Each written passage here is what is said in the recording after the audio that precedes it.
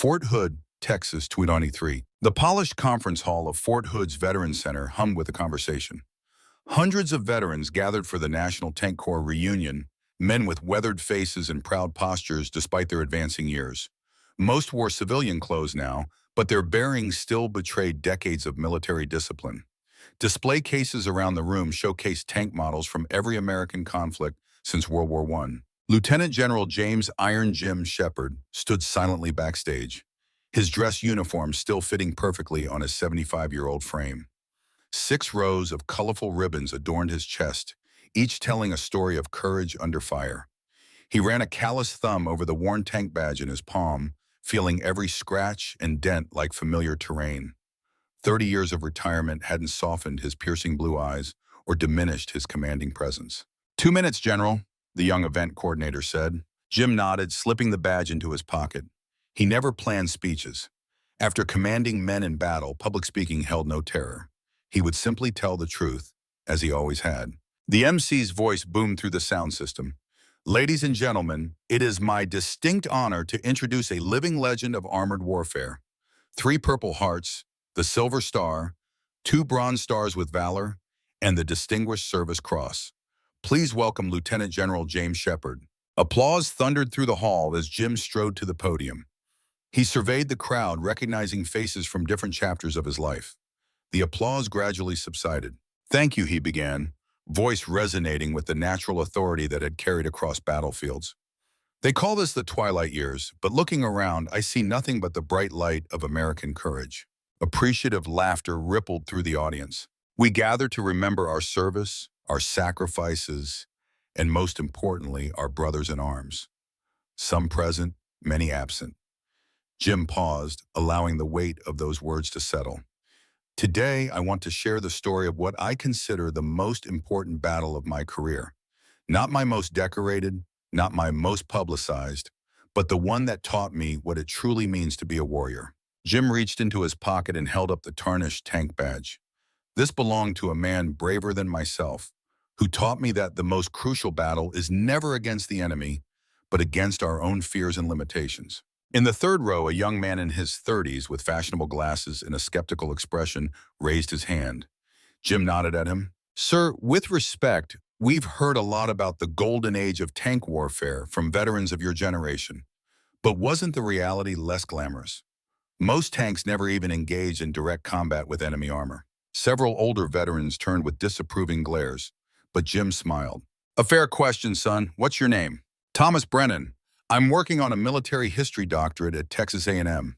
Well, Mr. Brennan, you're partially right. Many tankers served entire tours without firing their main gun in combat. But for those who did, Jim's voice trailed off. Let me tell you about Operation Desert Hammer. A confused murmur spread through the crowd. Even the oldest veterans exchanged puzzled glances. Jim reached into his briefcase and withdrew a folder stamped with declassified in bold red letters. He held it up for all to see. This was declassified just 3 months ago after 33 years, a mission that predated Operation Desert Shield and Desert Storm, a mission that changed the course of the Gulf War before it officially began. The room fell completely silent. Even Thomas Brennan leaned forward in his seat. August 1990, Saddam Hussein had just invaded Kuwait. The world was watching to see America's response, but few knew that selected units were already operating behind enemy lines, gathering intelligence that would prove crucial in the coming conflict. Jim opened the folder and adjusted his reading glasses. I was a 42-year-old captain then, commanding an elite tank unit known as the Steel Spartans. Fort Hood, Texas, August 1990. Captain James Shepard squinted against the merciless Texas sun, watching his M1A1 Abrams tank maneuver through the training course. Even from 300 yards away, the 67-ton beast moved with surprising grace, kicking up dust clouds as it navigated between obstacles at 30 miles per hour. The distinctive turbine engine whine echoed across the proving grounds, a sound Jim found more comforting than any symphony. The tank came to a perfect stop beside him. The massive 120-millimeter gun barrel stabilized without a tremble. The commander's hatch popped open, and Master Sergeant Frank O'Neill emerged, removing his helmet to reveal a sweat-soaked gray crew cut. At 55, O'Neill was older than most active-duty soldiers, let alone tank crew. His weathered face had seen every American conflict since Vietnam. Time? O'Neill asked, climbing down from the tank. Jim checked his stopwatch. 4 minutes, 17 seconds. That's 8 seconds faster than yesterday. O'Neill nodded with satisfaction. Told you she just needed that final adjustment on the transmission. Eleanor's running beautifully, Jim agreed, using the tank's nickname. O'Neill's eyes softened at the name. Everyone knew Jim had named the tank after his late wife, though no one ever mentioned it directly. Eleanor Shepard had lost her battle with breast cancer 3 years earlier, leaving Jim to raise their teenage son David alone. Somehow, the massive war machine had become Jim's way of keeping her memory alive. Sergeant Washington is getting more precise with the gun, O'Neill said, changing the subject. Hit every target within 2 seconds of acquisition. Sergeant Robert Washington was their gunner, a former Olympic shooting qualifier whose steady hands and exceptional eyesight had earned him the nickname Hawkeye. At 30 feet, he was in his physical prime, with the rare combination of patience and quick reflexes that made for an exceptional tank gunner. And Miller? Jim asked. O'Neill's expression hardened slightly. Kid's fast with the loading, I'll give him that, but he still moves like he's afraid of the ammunition. Sergeant Michael Miller, their loader, was the newest addition to the crew. At 27, he was the son of a wealthy Boston business family who had joined the Army against his parents' wishes, seeking purpose beyond the corporate world. His intellect was unquestionable, but his instincts were still developing. He'll learn, Jim said. We all did. Their conversation was interrupted by the arrival of a jeep, kicking up a trail of dust across the training ground. Jim recognized Lieutenant Colonel Richard Hayes at the wheel, his perfectly pressed uniform, a stark contrast to the tanker's oil-stained coveralls. Incoming brass, O'Neill muttered. Want me to disappear? Stand fast, Frank, Jim replied quietly. This is your tank, too. Hayes parked the jeep with precision and stepped out, his boots somehow remaining spotless despite the dusty terrain. At 52, he had risen through the ranks largely through staff positions and had the confident bearing of a man who believed in doing things by the book. Jim respected his intelligence but questioned his understanding of combat realities. Captain Shepard, Hayes called, approaching with purposeful strides. I've been looking for you. Sir, Jim acknowledged with a salute. We're just finishing today's maintenance and training run. Hayes nodded curtly toward O'Neill. Sergeant. Colonel, O'Neill replied with minimal deference. Hayes turned back to Jim. I need you in the command center. Now, full crew briefing in 1 hour. Jim's eyebrows raised slightly. Sir, we're scheduled for gunnery practice this afternoon. Canceled, Hayes said flatly. Something's come up. Classification level Alpha. Jim and O'Neill exchanged glances. Alpha clearance meant top secret, compartmentalized information, the kind that preceded major operations. We'll be there, sir, Jim confirmed. Hayes hesitated, then lowered his voice.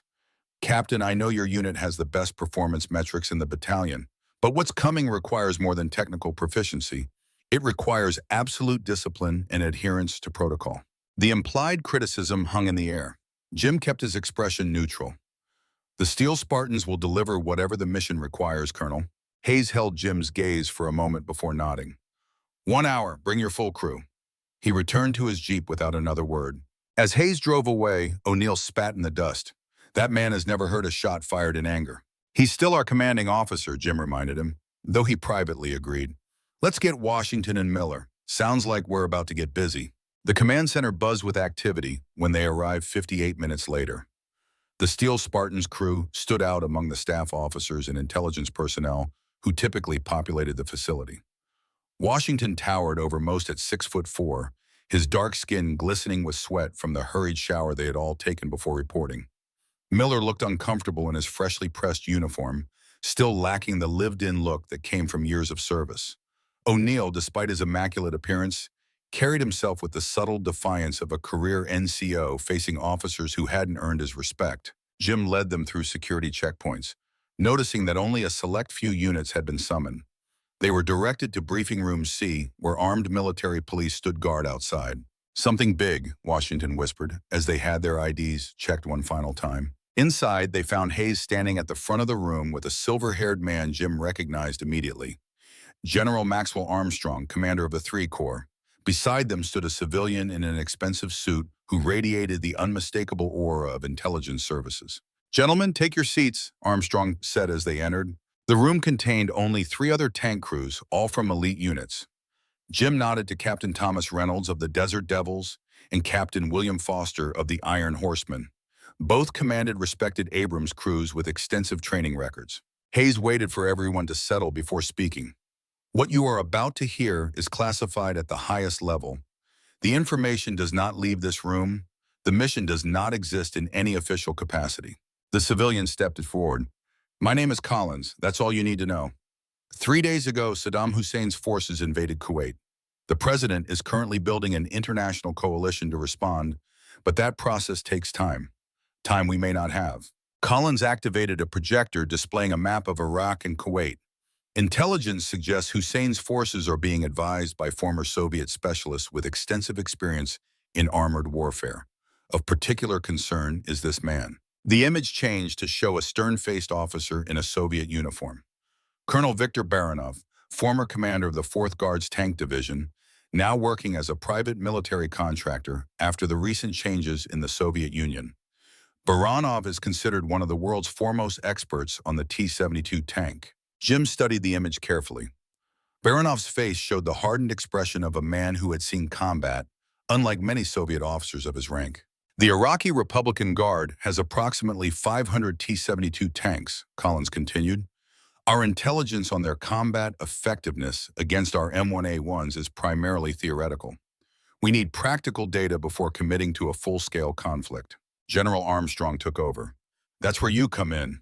We're sending 4 teams into Iraq on a deep reconnaissance mission. Your objective is threefold.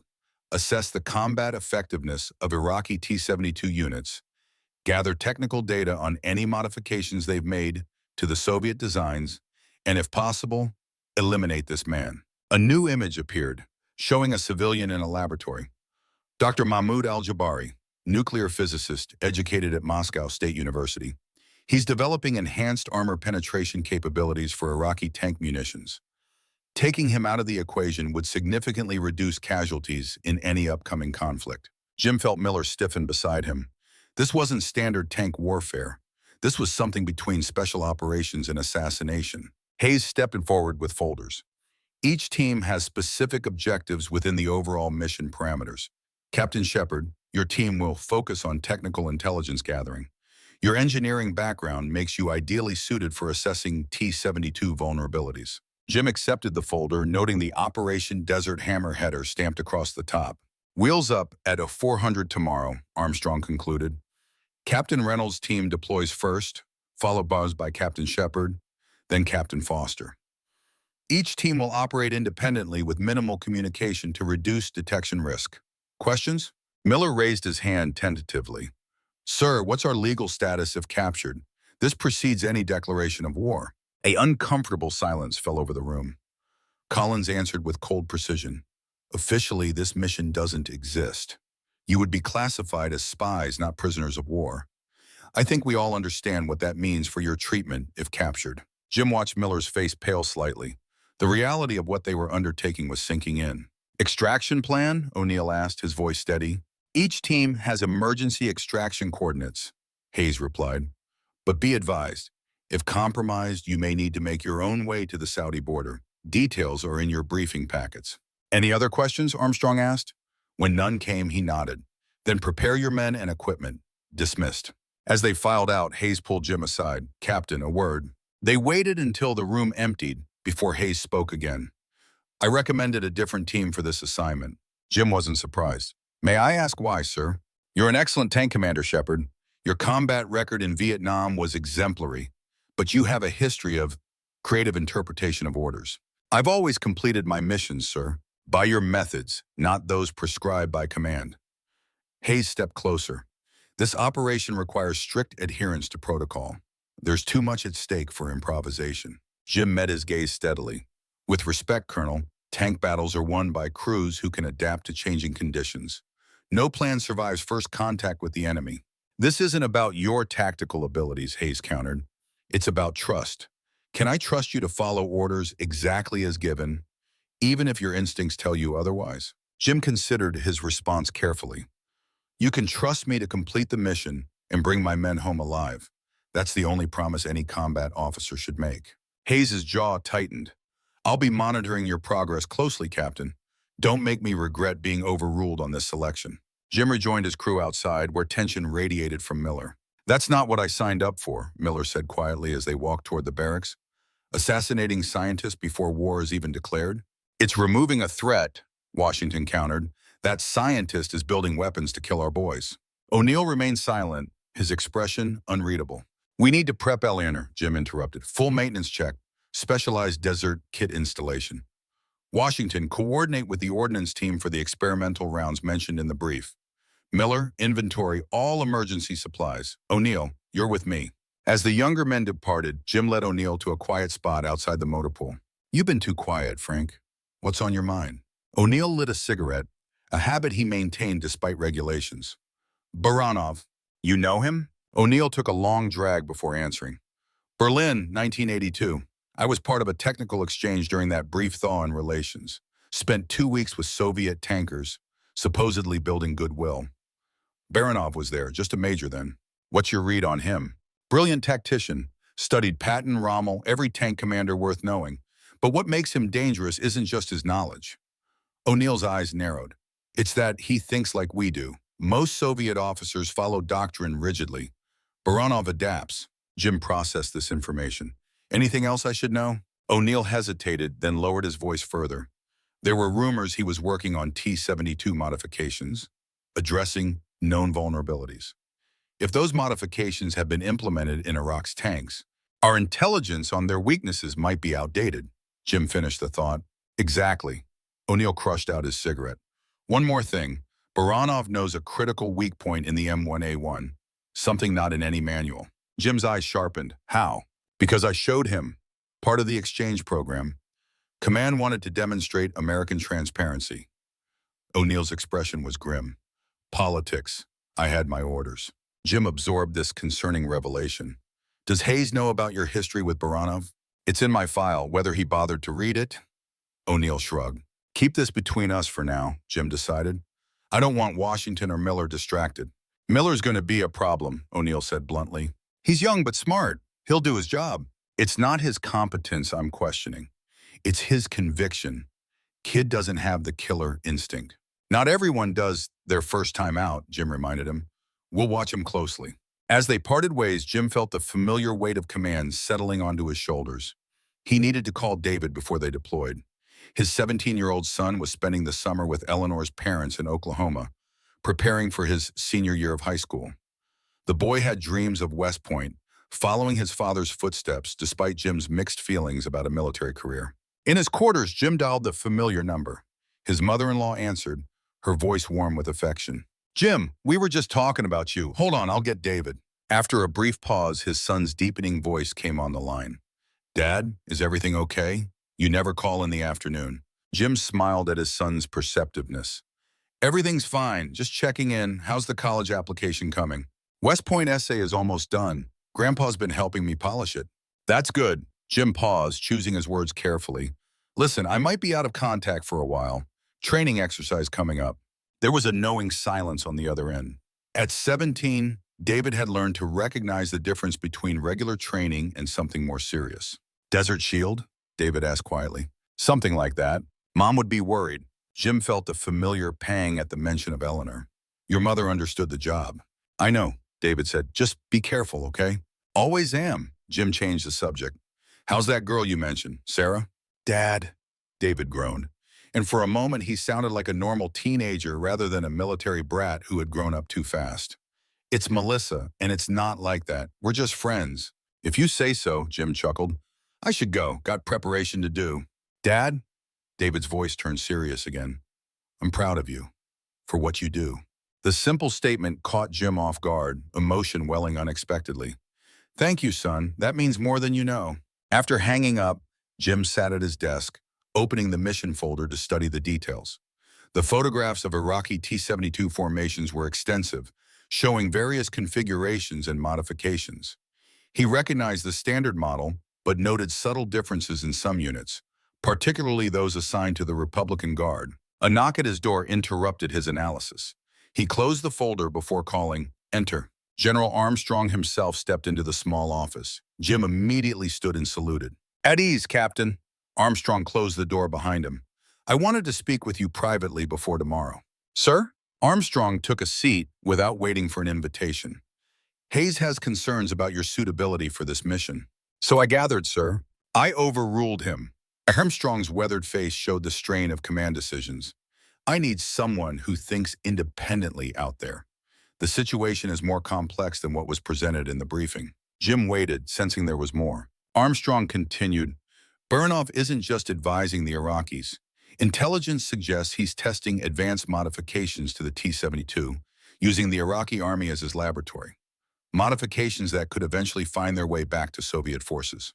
What kind of modifications? Reactive armor configurations, improved fire control systems, possibly even a new type of armor-piercing round.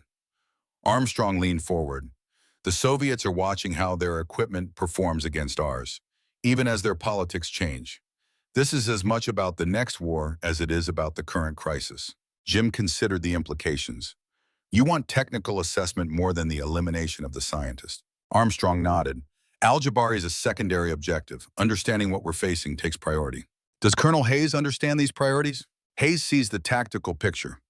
I'm showing you the strategic one. Armstrong stood.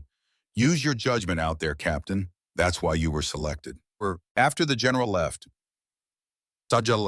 Jim returned to the mission briefing with new perspective. Between Armstrong's revelations and O'Neill's history with Baranov, the operation was growing more complicated by the hour. Later that evening, Jim assembled his crew in the motor pool beside their tank. Eleanor's massive form dominated the maintenance bay, her desert camouflage freshly applied.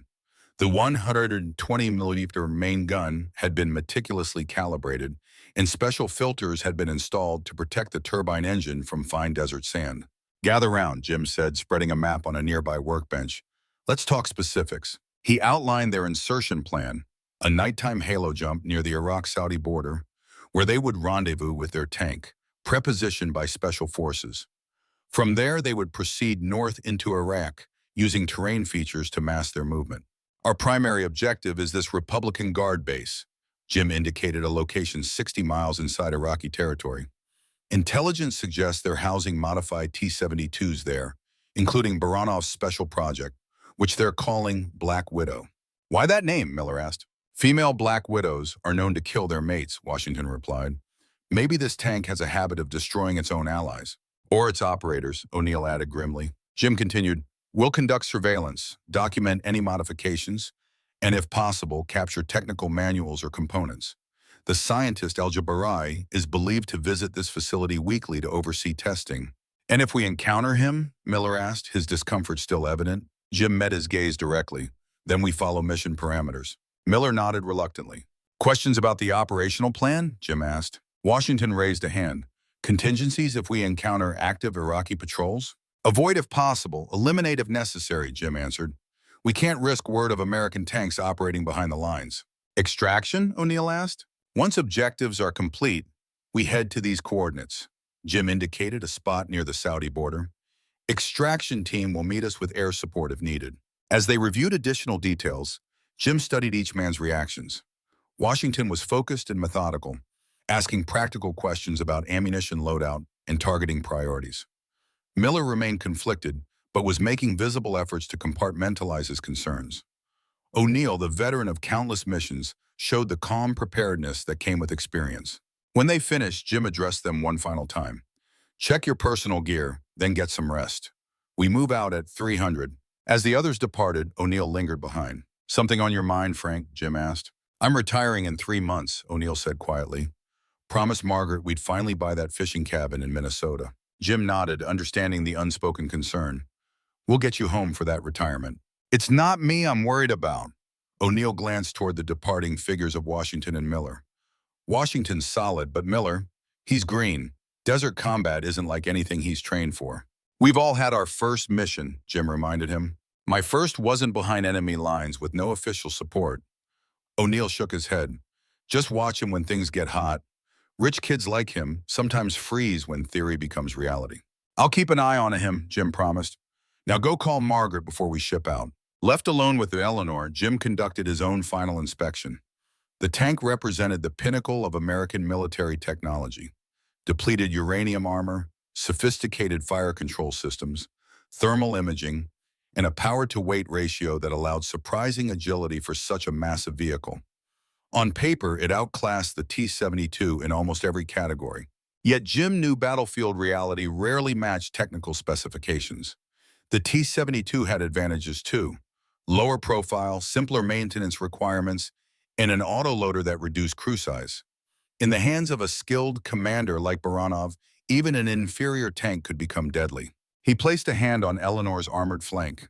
"Keep us safe tomorrow, old girl." The pre-mission hours passed quickly. By 0300, the crew had assembled at the airfield, dressed in desert BDUs with night insertion gear. The C-130 waited on the tarmac, engines idling. Hayes was there, clipboard in hand, conducting final verification. "Captain Shepard, confirm mission parameters. Reconnaissance and intelligence gathering on modified T-72 tanks. Possible interdiction of high-value target. Extraction via southern route to rendezvous point Delta," Jim recited. Hayes checked items off his list. Communication protocols? Radio silence except for emergency extraction request. Authentication codes change daily permission schedule. Contingency of primary extraction fails? Proceed to secondary extraction point or make our way to Saudi border crossing point, designated threshold. Hayes nodded, seemingly satisfied. "Your team is cleared for departure. Captain Reynolds' team reported successful insertion 3 hours ago." As they boarded the aircraft, Hayes called Jim back for a final word. "Remember what we discussed, Captain. Follow the plan." Jim nodded without comment and joined his men on the aircraft. The loadmaster sealed the door, and minutes later, they were airborne, heading southeast toward the Persian Gulf. The flight was long and uncomfortable. Each man was left to his own thoughts as the C-130 droned through the night. Washington closed his eyes, seemingly asleep but actually running through gun-targeting sequences in his mind. Miller reviewed a pocket Arabic phrase book, his lips moving silently. O'Neill simply stared out a small window into the darkness, perhaps thinking of Margaret in that cabin in Minnesota. Jim studied the latest intelligence updates provided just before takeoff. Satellite imagery showed increased activity at their target location, suggesting something significant was happening. He memorized the layout, identifying potential observation points and escape routes. 3 hours into the flight, the jump master signaled them to prepare. They donned oxygen masks and checked parachutes. The rear ramp lowered, revealing the black void of night over the desert. Far below, the occasional light from a Bedouin camp or remote outpost dotted the landscape. One by one, they leapt into the darkness, the rush of cold air a shock after the plane's stuffy interior. Jim counted slowly as he fell through the night, monitoring his altimeter until reaching deployment altitude. His parachute opened with a reassuring jerk, and he guided himself toward the designated landing zone using night vision goggles. The desert floor approached rapidly. Jim bent his knees for impact, rolled to distribute the force, and quickly gathered his parachute. Around him, 3 other chutes settled to earth as his team landed within the planned perimeter. They worked silently, burying their parachutes in jump gear before moving to the rendezvous coordinates. The night vision landscape was an eerie green panorama of sand dunes and rocky outcroppings. The temperature, blazing during the day, had plummeted to near freezing in the desert night. After 30 minutes of careful movement, they reached the hidden wadi where their tank awaited. Eleanor sat partially concealed under camouflage netting, her massive form a welcome sight. Special Forces operators had delivered her 2 days earlier, using a modified heavy transport aircraft and an improvised desert landing strip. "Home sweet home," O'Neill murmured as they approached. The Special Forces team leader, a weathered master sergeant, emerged from behind a rock formation.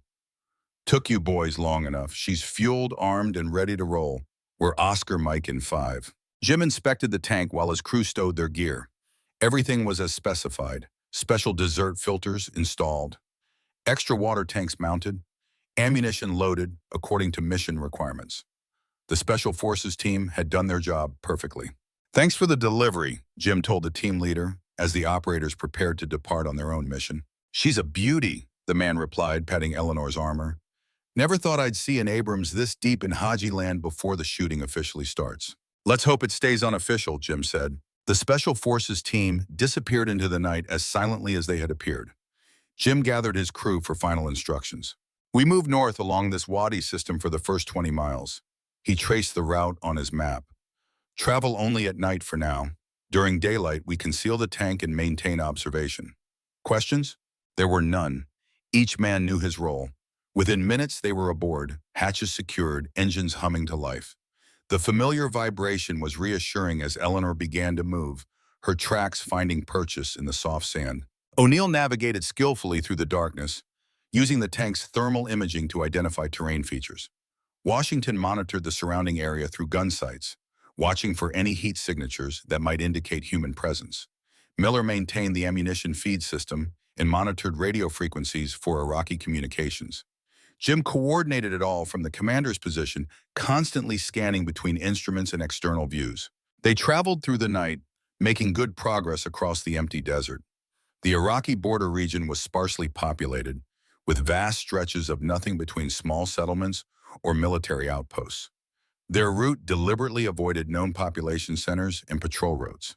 As dawn approached, Jim directed O'Neill to a depression between dunes where overhanging rock formations would provide some cover.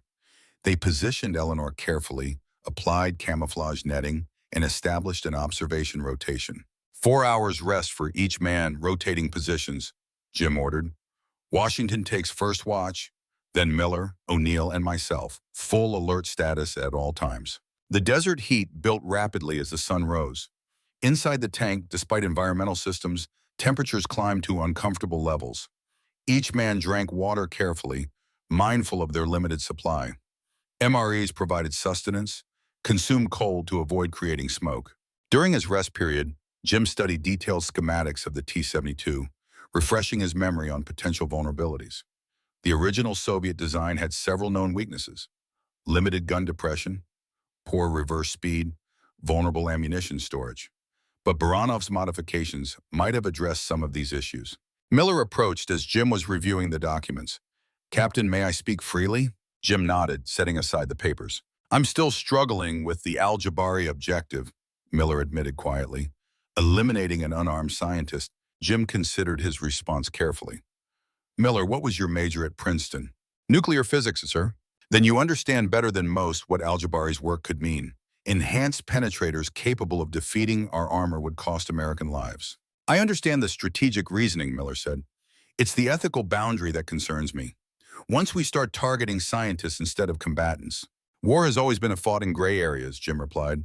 "The men who designed the atomic bomb were scientists too, not soldiers. Their work killed thousands." Miller nodded slowly.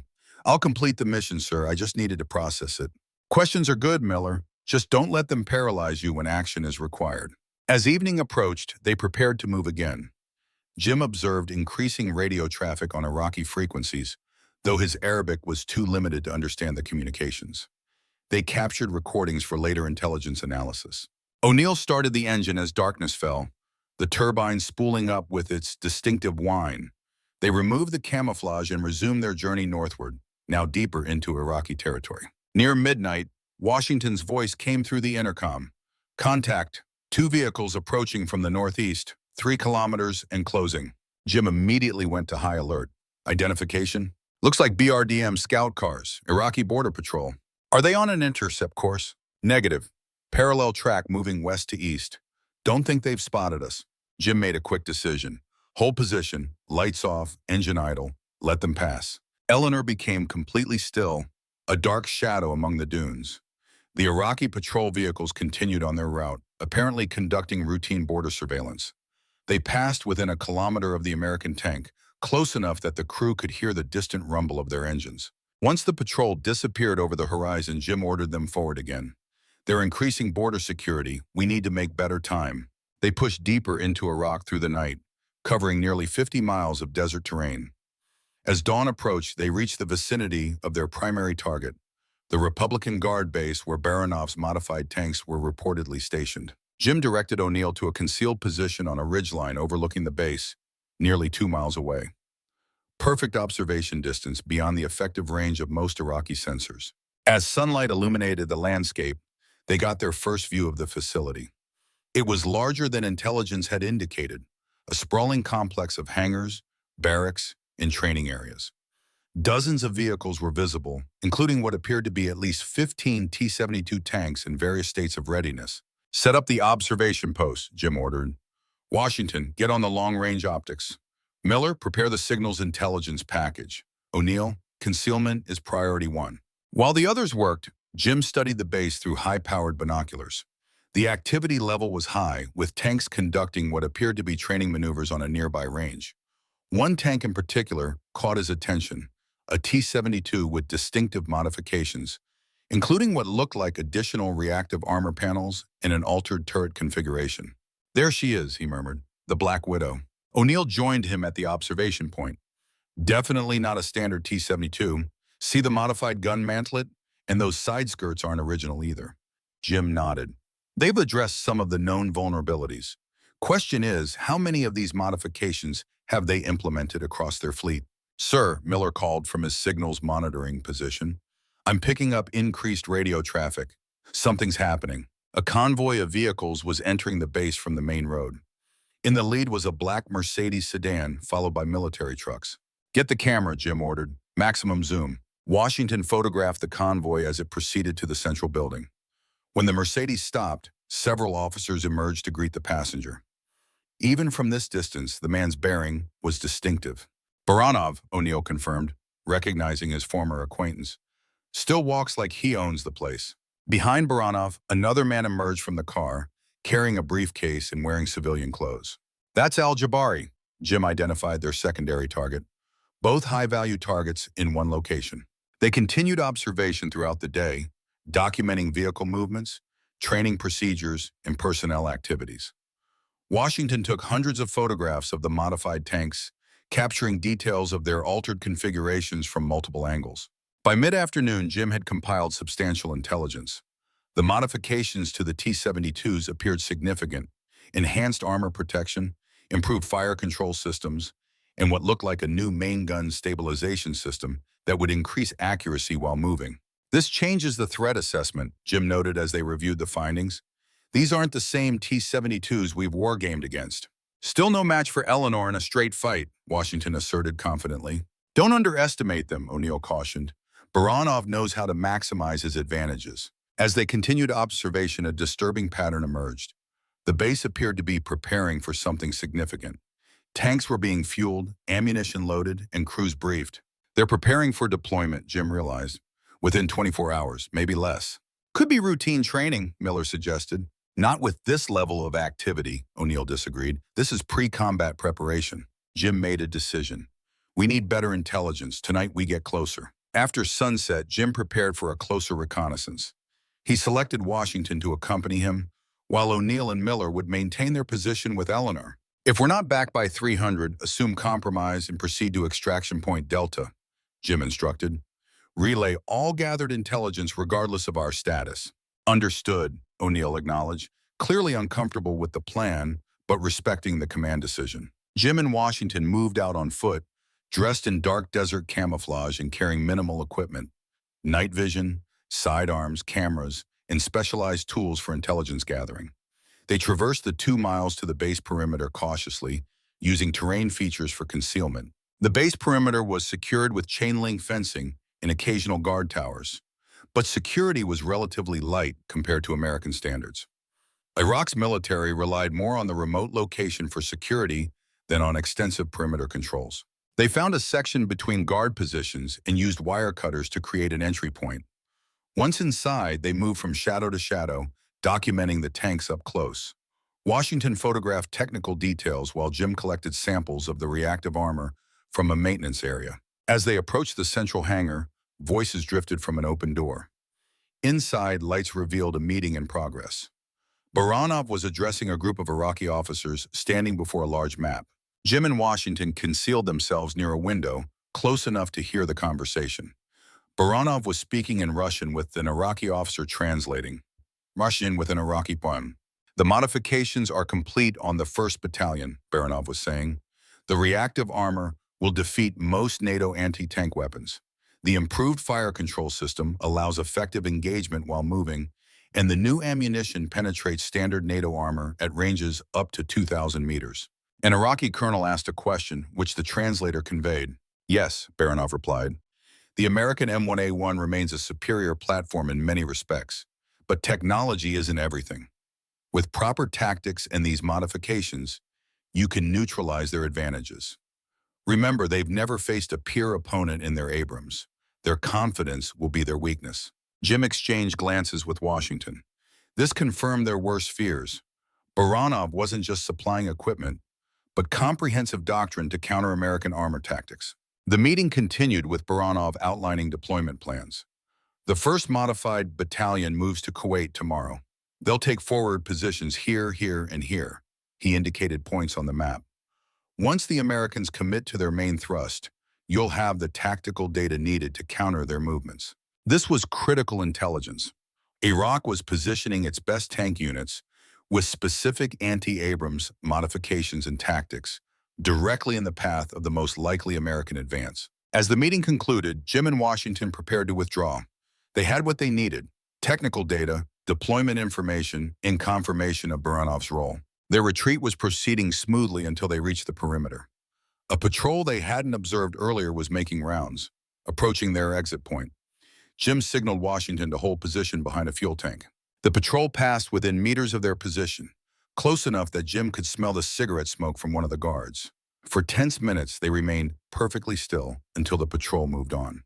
They slipped through the fence and began the long trek back to their observation post.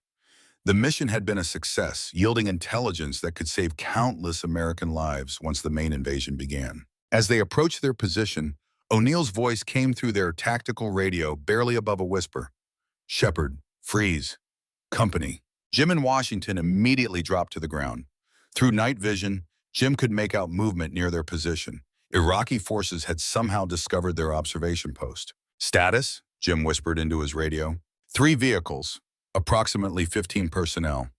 They haven't spotted Eleanor yet, but they're searching the ridge. Miller and I are inside, powered down." Jim assessed their options quickly. "Washington and I will create a diversion east of your position. When they respond, power up and extract to our secondary position." "Roger," O'Neill acknowledged. "Be careful." Jim and Washington moved to a position several hundred meters east of the tank. Using timed charges from their kit, they set up a small explosive diversion. "On my mark," Jim said, finger on the detonator. 3, 2, 1, mark. The explosion wasn't large, but in the quiet desert night, it echoed dramatically. As expected, the Iraqi search party immediately responded, vehicles and personnel moving toward the disturbance. O'Neill seized the opportunity, Eleanor's turbine engine roaring to life. The tank emerged from concealment, moving rapidly away from the search area. Jim and Washington used the confusion to circle around, intercepting the tank at a predetermined rally point. They climbed aboard quickly as Eleanor continued moving, O'Neill skillfully navigating the terrain even in near-total darkness. "That was too close," Washington said once they were inside. "How did they find our position?" "Routine patrol, maybe," Jim suggested, though he wasn't convinced. "Or they've increased security after detecting unusual activity." "Either way, we needed to change our approach," O'Neill said. "They'll be on high alert now." Jim nodded in agreement. "We've got what we came for. Time to deliver the intelligence." As they moved south toward Extraction Point Delta, Jim reviewed their findings. The intelligence was potentially war-changing. Modified T-72s with specific counters to American tactics, positioned to ambush the main invasion force. But something troubled him. Baranov's confidence suggested he knew something about American armor that most didn't. What was the vulnerability O'Neill had shown him years ago? And had he developed a specific counter for it? As dawn approached, they reached their rally point and established a defensive position to await extraction. Jim transmitted their status using the encrypted burst transmission system, confirming successful intelligence gathering and requesting extraction. The response came quickly. Extraction assets diverted, maintained position for 24 hours. This was unexpected. Jim gathered his crew. "Something's happening. Extraction delayed by a full day." "We're exposed here," Washington noted. "If they're actively searching for us." "We need to change position," Jim decided. "There's a canyon system 10 miles southwest that offers better concealment. We'll relocate there and maintain communication schedule." As they prepared to move, Miller monitored Iraqi radio frequencies. "Sir, significant increase in chatter. They're definitely searching for something."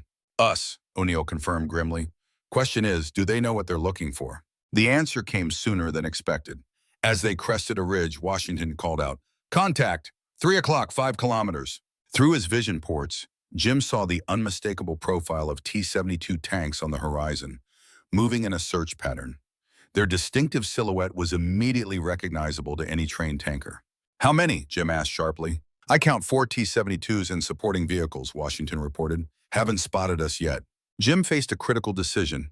They could attempt to avoid contact, using terrain to conceal their movement, or they could engage from advantageous position, using their superior range and fire control systems.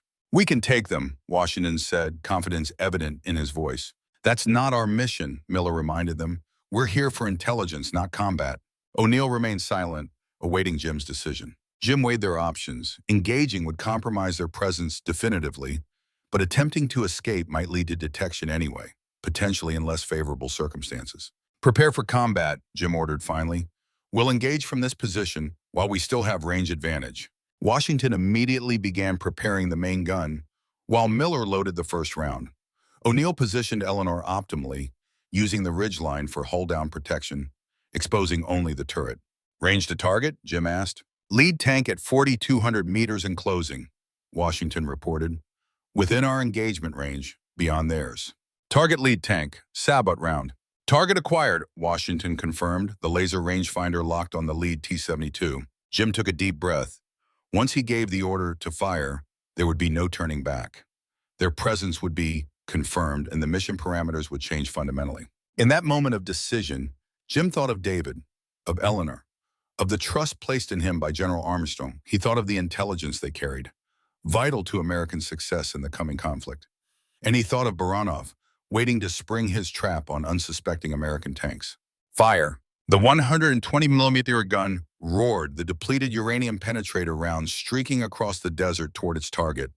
Through his optics, Jim watched as the round struck the lead T-72 perfectly, penetrating its frontal armor and igniting the ammunition inside. The tank erupted in a catastrophic explosion, turret blowing completely off the hull. Target destroyed, Washington confirmed, engaging second tank. The Iraqi formation reacted with confusion, unable to identify their attacker's position at first.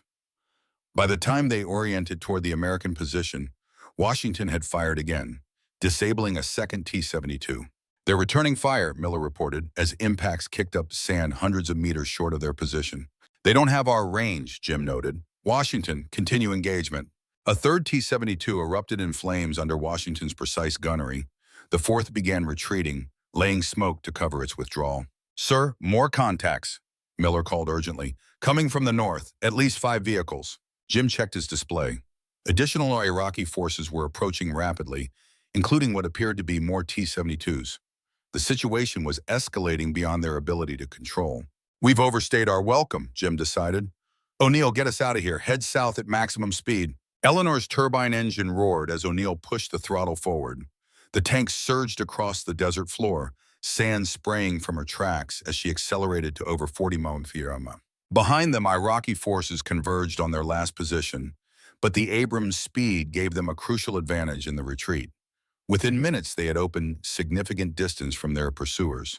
They'll call in air assets, O'Neill warned as they raced south. Extraction point Delta is compromised, Jim agreed. We head for secondary extraction point. Send emergency transmission. Code Broken Arrow. Miller sent the encrypted burst transmission, alerting command to their situation and change of plans. The response was immediate. Understood. Extraction assets diverted to secondary location, ETA 6 hours. For the next 4 hours, they pushed Eleanor to her limits, using terrain features to break line of sight with potential pursuers while maintaining maximum possible speed. The desert landscape blurred around them as they drove relentlessly toward the extraction point. Sir, Miller called over the intercom. Incoming transmission from command. Jim listened as the message came through. Desert Hammer, be advised. Iraqi forces have established blocking positions along your projected route. Satellite imagery confirms T-72 units deployed at these coordinates. The attached coordinates showed Iraqi tanks positioned directly between their current location and the extraction point. They were being deliberately cut off. This isn't random, O'Neill said grimly. They knew exactly where to position their blocking force. Baranov, Jim agreed. He anticipated our extraction route. Options? Washington asked. Jim studied the tactical map. We can't go through them directly. We'll circle east, then approach the extraction point from an unexpected direction. As they altered course, a new transmission arrived. Desert Hammer, intelligence confirms special T-72 unit deployed to your area. Unit designation Black Knights, commanded by Viktor Baranov personally. Extreme caution advised. The situation had escalated dramatically. Baranov himself had taken the field, leading his elite unit to intercept them. This was no longer just about completing their mission. It had become personal. "He's hunting us specifically," O'Neill observed, "using everything he knows about American tank tactics." Jim nodded grimly. "Then we'll have to do the unexpected." As the sun began to set on their second day in Iraq, Jim Shepard faced the greatest challenge of his military career. His crew looked to him for leadership, while somewhere in the desert ahead, an old adversary awaited with a specially designed trap. The intelligence they carried could save thousands of American lives in the coming war. But first, they had to outthink the brilliant tank commander who had dedicated his career to defeating exactly what they represented: America's armored supremacy. Jim checked his watch. 5 hours until extraction. 5 hours to navigate through enemy territory with a master tactician on their trail. The true test of the steel Spartans had only just begun. The Iraqi desert stretched endlessly under the star-filled sky, a vast canvas of darkness broken only by the occasional rock formation. 5 hours until extraction felt like an eternity, with enemy forces actively hunting them. Jim Shepard sat in the commander's position of Eleanor, studying the tactical map while the turbine engine hummed beneath him, its familiar vibration a small comfort in hostile territory. "Baranov's blocking forces are here, here, and here," Jim indicated on the map, his finger tracing the positions reported by command. "He's anticipated our most logical routes to extraction." O'Neill studied the map with the practiced eye of a veteran. "He's thinking like we do, setting up a classic pincer movement." "So we don't think like us," Jim concluded. "Miller, what's the terrain like to the southeast?" Miller consulted the topographical data. "Salt marshes, sir. Technically passable, but not ideal for tank movement." "No one would expect us to go that way." "Which makes it perfect," Jim decided.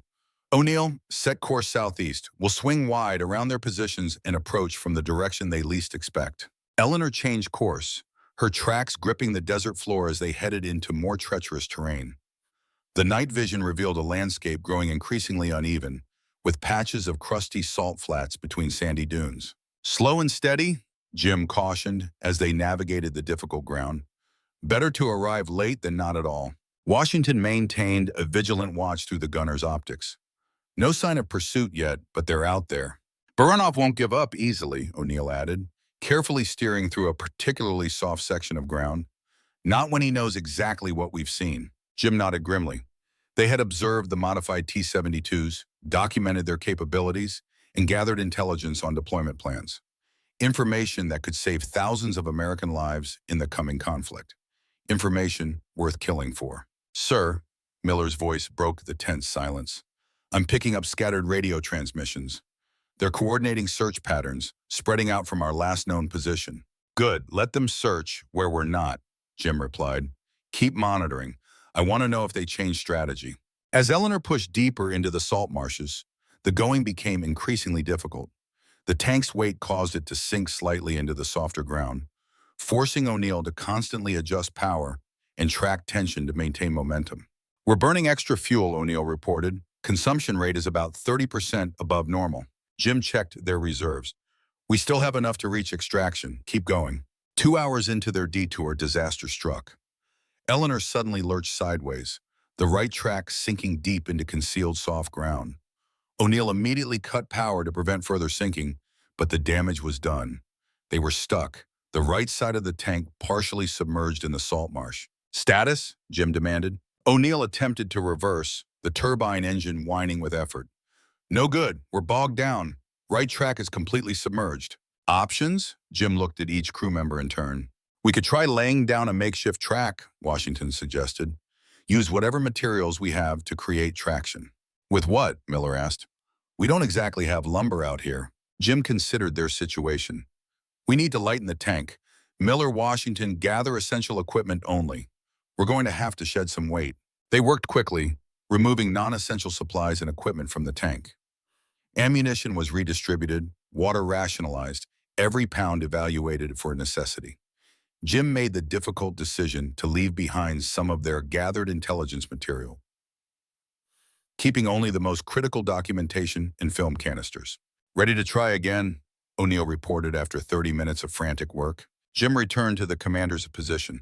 "Everyone inside will make one concentrated effort. O'Neill started the engine, building power gradually. On my mark, I'll give it everything she's got. The sudden torque might give us enough momentum to break free. Do it, Jim ordered. Eleanor's turbine screamed as O'Neill pushed it to maximum output. The tank shuddered violently, tracks spinning against the treacherous ground. For several agonizing seconds, nothing happened.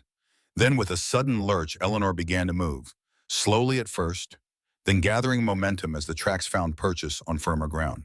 "We're clear," Washington announced as the tank pulled completely free of the marsh. Jim checked his watch. "We've lost valuable time. 3 hours to extraction. We need to push harder." They resumed their journey, now moving at increased speed despite the risks. The salt marshes eventually gave way to firmer desert terrain, allowing them to make better progress. 2 hours to extraction, Jim announced as they continued south. Time to contact command for final coordination. Miller prepared the encrypted communication system, but his expression suddenly changed to concern. "Sir, I can't establish a connection. Something's jamming our frequencies." "Try alternate channels," Jim ordered. "All channels affected," Miller reported after several attempts. "This is a sophisticated jamming operation, not just background interference." "Baranov," O'Neill said quietly. "He's hunting us electronically now, too." The implications were serious. Without communication, they couldn't coordinate their approach to the extraction point or receive updates on enemy positions. They would be going in blind. "Maintain course," Jim decided.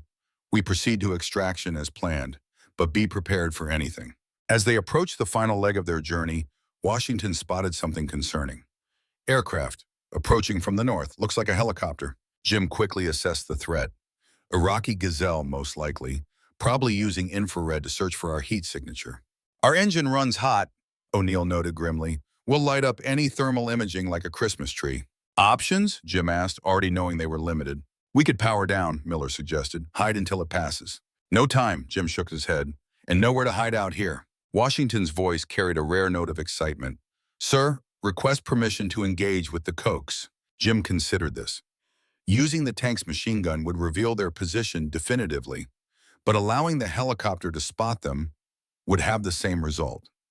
At least this way, they'd eliminate one threat. "Prepare to engage," Jim decided, "but hold fire until I give the command. Let's see what it does first." The helicopter drew closer, following a search pattern that would eventually cross their position.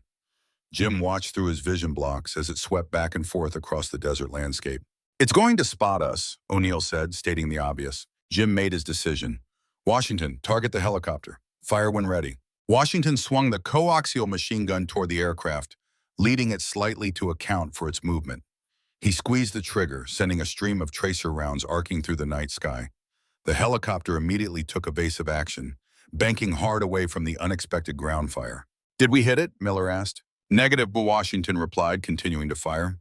"But we've convinced it to keep its distance." The helicopter circled at a safer range, but the damage was done. Their position was now known. "It's reporting our location," Jim said, watching the aircraft through his binoculars. "We've got minutes at most before ground forces respond." O'Neill, maximum speed. Eleanor surged forward, racing across the desert floor as the helicopter maintained visual contact from a distance. True to Jim's prediction, it wasn't long before Miller reported new contacts. "Vehicles approaching from the northwest. Fast movers." Jim checked the tactical display. "BMPs probably, lighter and faster than T-72s. They're trying to intercept us before we reach extraction." The Soviet-made infantry fighting vehicles were closing rapidly, using their superior speed to cut off Eleanor's path. Jim calculated distances and times in his head. It would be close. "Washington, prepare for multiple targets," Jim ordered. "O'Neill, maintain course but be ready for evasive maneuvers." The first BMP appeared over a rise ahead, immediately opening fire with its 73mm main gun. The round fell short, kicking up sand 50 meters in front of Eleanor. "Return fire," Jim commanded. Washington switched to the main gun, loading an MPAT round designed for light armor. The 120mm cannon roared, sending the shell downrange with devastating accuracy. The BMP erupted in flames, its lighter armor no match for the Abrams' firepower. "Target destroyed," Washington reported calmly. Second vehicle approaching from the right flank. Jim spotted it through his vision block. "I see it. O'Neill, hard right on my mark." "Mark!" Eleanor pivoted sharply, presenting her frontal armor to the new threat just as it fired. The enemy round glanced off the Abrams' composite armor, leaving only a scorch mark. Washington, take the shot. Another thunderous report from the main gun. Another BMP destroyed. But more were coming. At least 4 more visible on the horizon now. They're trying to swarm us, Jim observed. Keep moving. Engage targets of opportunity only. We need to break through their line. O'Neill pushed Eleanor to her maximum sustainable speed, the tank bouncing violently over the uneven terrain as they raced toward the extraction point.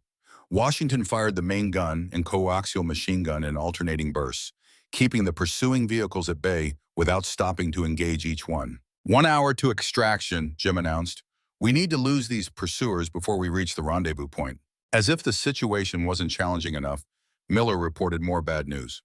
Sir, new contacts ahead, thermal signatures consistent with T-72s. Jim felt his stomach tighten. They were caught between the lighter pursuit vehicles behind and heavier armor ahead. Exactly the scenario Baranov would have planned. How many T-72s, Jim asked. I count 3, sir, Miller replied, positioned in a blocking formation across our path. Jim quickly assessed their options. They could try another detour, but that would delay them further and might lead to missing the extraction window. They could attempt to fight through the T-72s, but that would be risky against modified tanks specifically designed to counter Abrams' capabilities. Sir, O'Neill spoke up, there's a Wadi system about 2 kilometers east. If we can reach it, we might be able to use the terrain to outmaneuver the T-72s. Jim studied the map. Good eye, Frank. Change course, head for the Wadi. Eleanor veered eastward, momentarily confusing their pursuers. The BMPs adjusted course, but the delay gave the American tank precious distance. As they approached the Wadi, Jim saw it was deeper than expected. A natural gully carved by ancient water flows, now bone dry. This will work, Jim decided. O'Neill, take us in. Use the Wadi as cover to move south. Eleanor descended into the gully, the steep walls providing excellent cover from both visual observation and direct fire. O'Neill navigated the narrow passage with precision, maintaining as much speed as the confined space allowed. The BMPs are staying on the ridgeline, Washington reported, watching through the periscope. They can track us, but they can't engage effectively. And the T-72s, Jim asked? Still holding their blocking position. They haven't adjusted to our change of course yet. Jim allowed himself a moment of cautious optimism. We might just pull this off. Stay alert. They followed the Wadi for several kilometers, making good progress toward the extraction point while maintaining cover. But their advantage wouldn't last forever. Eventually, the natural formation would either end or turn away from their needed direction. Sir, Miller called out, the Wadi is narrowing ahead, and I'm detecting vehicle movement paralleling our course. Jim checked his display. They're anticipating where we'll emerge. O'Neill options? O'Neill studied the terrain ahead through his vision block. There's a side channel about 500 meters ahead. Looks like it curves west, then south again. Might give us another route. Take it, Jim ordered. Eleanor turned into the smaller channel, which was even narrower than the main Wadi. The tank barely fit between the eroded walls, in some places the tracks scraping against the stone sides. This is tight, O'Neill muttered, focusing intently on navigating the treacherous passage. Just keep going, Jim encouraged. As long as we're moving, we're still in the game. The side channel did indeed curve westward before turning south again, just as O'Neill had predicted. But as they rounded the final bend, they found their path blocked by a massive rockfall, completely filling the channel. Damn it, Jim swore softly. Back up. We'll have to find another way.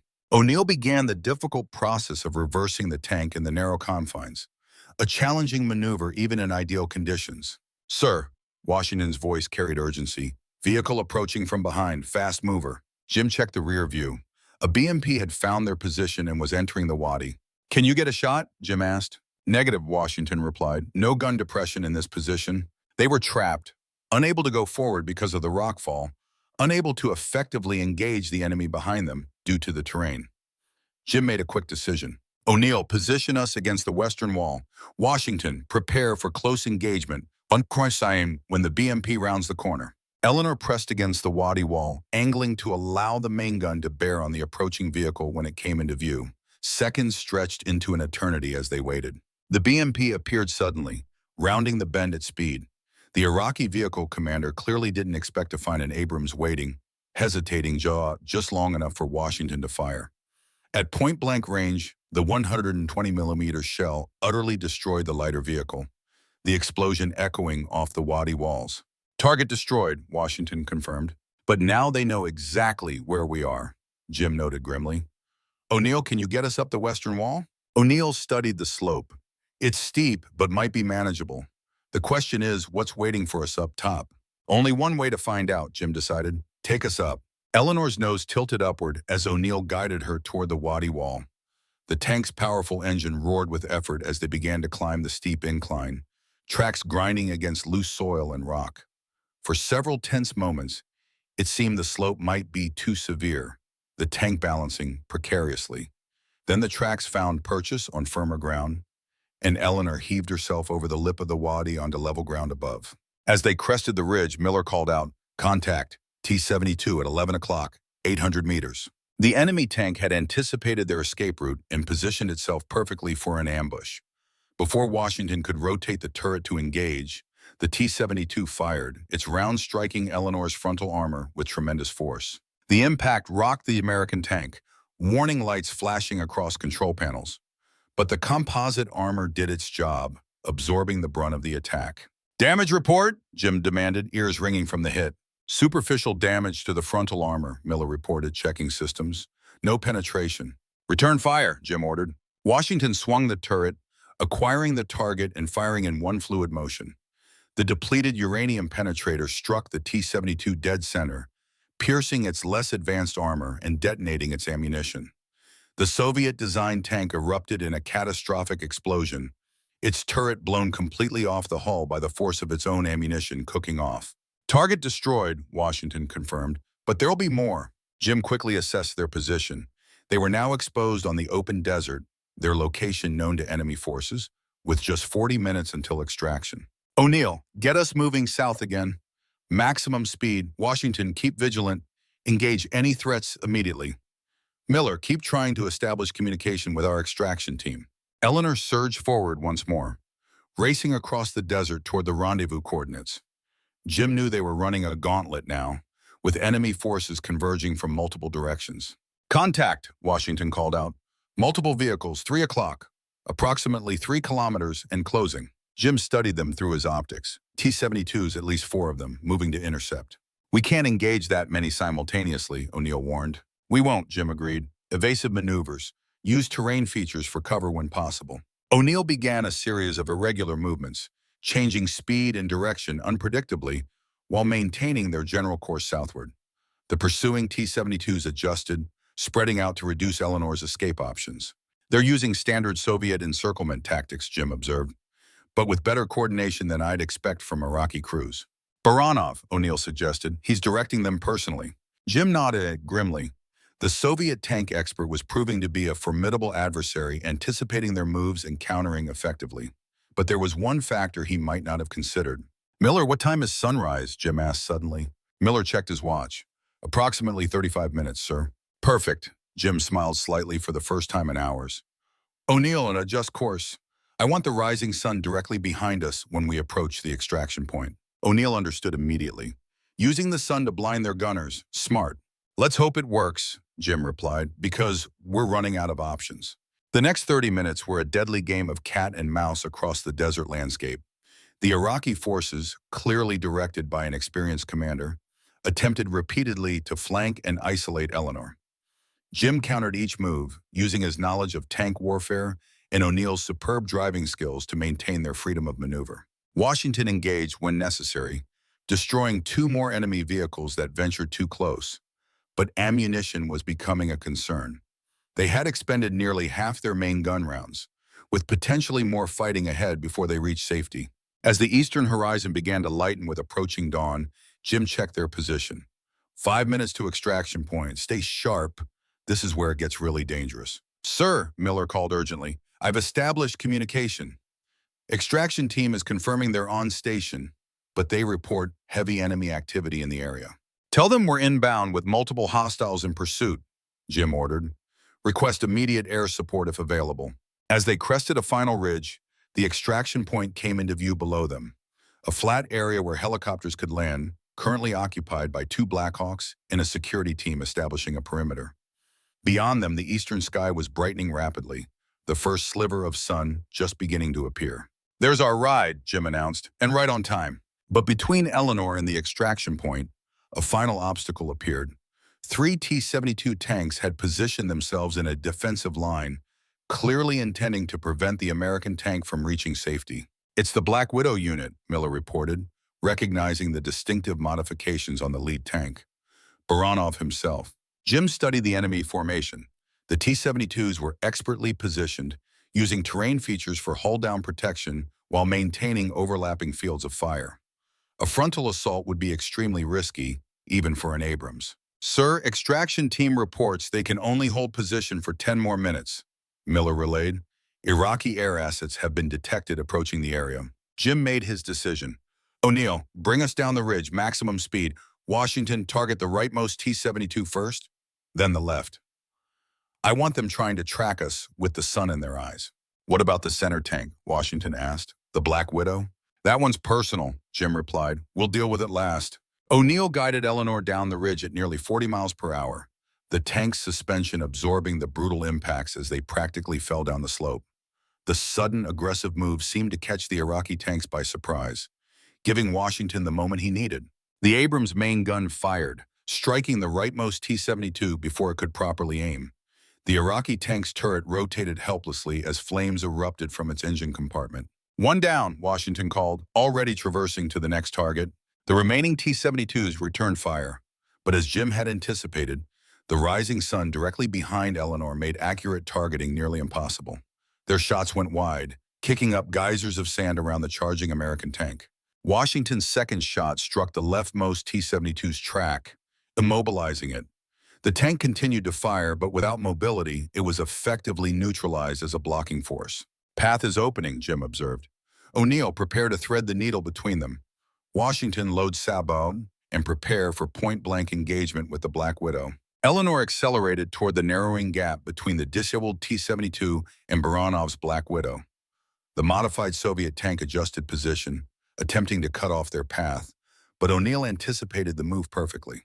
At less than 300 meters, the two tanks fired simultaneously. The Black Widow's round struck Eleanor at an angle, screaming across her turret with a shower of sparks but failing to penetrate. Washington's shot hit the T-72 squarely in the frontal armor, but to everyone's surprise, it didn't result in the expected catastrophic destruction. "Confirmed hit, but they're still operational," Washington reported with rare astonishment. "The modified armor worked." "Hit them again," Jim ordered as Eleanor continued to close the distance. Washington fired a second round, again striking the enemy tank's frontal armor. This time, visible damage appeared, but the T-72 remained functional, returning fire as Eleanor raced past. The round missed narrowly, the blast wave rocking the American tank. "They're turning to pursue," Miller reported, watching through the rear optics. "Let them come," Jim replied. "We just need to reach the extraction point." Eleanor covered the final distance to the extraction zone at maximum speed, the Black Widow in close pursuit. The American security team opened fire with heavy machine guns, forcing the T-72 to break off its chase short of the perimeter. As they approached the waiting helicopters, Jim saw soldiers frantically waving them in. "O'Neill, bring us to position Alpha. Miller, prepare the intelligence package for immediate transfer." Eleanor came to a halt within the security perimeter, her engine still running in case a rapid departure became necessary. Jim quickly organized the handoff of their critical intelligence materials to the waiting Special Forces team. Captain Shepard, the extraction team leader, greeted him hurriedly. "We've got Iraqi MiGs inbound. We need to dust off in 3 minutes or we're all dead." "Understood," Jim nodded. "My crew will transfer to your birds immediately." The team leader looked uncomfortable. "Sir, we don't have capacity to extract your tank. Orders are to destroy it in place to prevent capture." Jim felt a cold weight settle in his stomach. Eleanor had carried them through hell, saved their lives multiple times. The thought of abandoning her to demolition charges didn't sit right. "Sir," Miller interrupted his thoughts. "Enemy armor is regrouping. They'll be on us in minutes." Jim made a difficult decision. "My crew transfers as ordered. I'll remain with Eleanor and provide covering fire for your departure." "Captain, that's not the plan," the team leader protested. "Plans change," Jim replied firmly. "You get my men and that intelligence out of here. That's the mission priority." O'Neill stepped forward. "Sir, with respect, you'll need a driver if you're staying." Jim shook his head. "Frank, you've got a fishing cabin in Minnesota and a wife waiting. That's an order." "Since when have I followed orders that don't make tactical sense?" O'Neill replied with a grim smile. "Two-man crew minimum, sir, you know that." Before Jim could argue further, Washington joined them. I should stay too. You'll need a gunner. No, Jim said firmly. The intelligence is what matters. Miller will accompany it as he's most familiar with the technical details we gathered. Washington, you escort him and make sure it reaches command. O'Neill and I will provide cover and follow if possible. Washington clearly wanted to protest but recognized the logic. He nodded reluctantly. 5 minutes, Jim told the extraction leader. Then you take off, regardless of our situation. As Washington and Miller transferred to the helicopters with the intelligence materials, Jim and O'Neill returned to Eleanor. The familiar confines of the tank felt different now, emptier with just the two of them. Like old times, O'Neill commented as he took his position at the driver's station. You and me against the odds. Just like Vietnam, Jim agreed, moving between the commander and gunner positions. Only the stakes are higher. Through his vision blocks, Jim could see the Black Widow and its remaining companions regrouping beyond small arms range, clearly preparing for a final assault. Behind him, the helicopter's rotors were spinning up, preparing for departure. They'll wait until the helicopters leave, Jim predicted, then hit us with everything they've got. So we don't wait, O'Neill suggested. We hit them first. Jim considered this. Aggressive action. Baranov might not expect that. Never has before, O'Neill confirmed. Jim made his decision. Bring us around. We'll charge directly at the Black Widow, force them to engage us instead of the helicopters. Eleanor's engine roared as O'Neill swung the tank around, facing directly toward the enemy formation. Without hesitation, they accelerated toward the surprised Iraqi tanks. This is insane, Jim muttered with a grin as he switched to the gunner's position. Exactly why it might work. The Black Hawk helicopters lifted off behind them, quickly gaining altitude and turning south toward Saudi territory. The distraction created by Eleanor's unexpected charge was working perfectly, drawing all enemy attention away from the departing aircraft. As they closed with the enemy tanks, Jim targeted the Black Widow specifically, knowing it represented both the greatest threat and the most valuable target. At 600 meters, he fired, the shell striking the modified T-72, but again failing to deliver a killing blow. What the hell are they using for armor? Jim wondered aloud, loading another round himself, a task normally handled by Miller. Whatever it is, everything has a weakness, O'Neill replied, maneuvering Eleanor in an unpredictable pattern to complicate enemy targeting. The Iraqi tanks returned fire, shells landing all around them as O'Neill's evasive driving saved them repeatedly. Jim fired again, this time aiming for the T-72's track, successfully immobilizing the Black Widow. Good hit, O'Neill called. Now let's get out of here while they're distracted. Jim was about to agree when he noticed something through his optics. The hatch on the Black Widow was opening, and a figure was emerging. Baranov, Jim recognized the Soviet officer even at this distance. He's abandoning the tank. Let him go, O'Neill advised. We've done what we came for. Jim hesitated. Capturing or eliminating Baranov had been part of their mission parameters, and the Soviet tanker represented a significant ongoing threat to American forces. Yet pursuing him further would be extremely risky with just a two-man crew. The decision was made for him when Iraqi reinforcements appeared on the horizon, including what looked like helicopter gunships. Time to go, Jim conceded. Get us out of here, Frank. O'Neill needed no further encouragement, spinning Eleanor around and accelerating away from the disabled Black Widow. They had accomplished their primary mission objective. The intelligence was safely on its way to command. Anything more would be pushing their already stretched luck. As they raced away from the battle area, Jim attempted to establish communication with the extraction team. Desert Hammer to Nighthawk, come in. To his surprise, a response crackled through the radio. Nighthawk Actual here. Good to hear your voice, Captain. Status of package delivery? Jim asked, using code for the intelligence materials. Package secure and en route. Your men are safe. What's your situation? We're mobile and heading south, but have multiple hostiles in pursuit. Any chance of air support? Negative on close air support. All assets committed elsewhere. There was a pause. Captain, new extraction coordinates are being transmitted to you now. Secondary team will attempt recovery in 4 hours if you can reach the designated point. Jim checked the coordinates as they appeared on his display. Understood. We'll be there.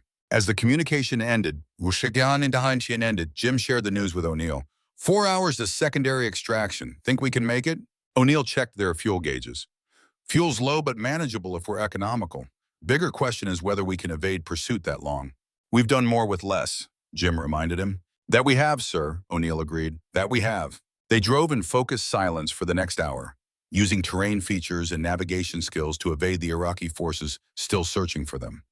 With Washington and Miller gone, they had to alternate between driving, navigation, and security, making their progress slower than optimal.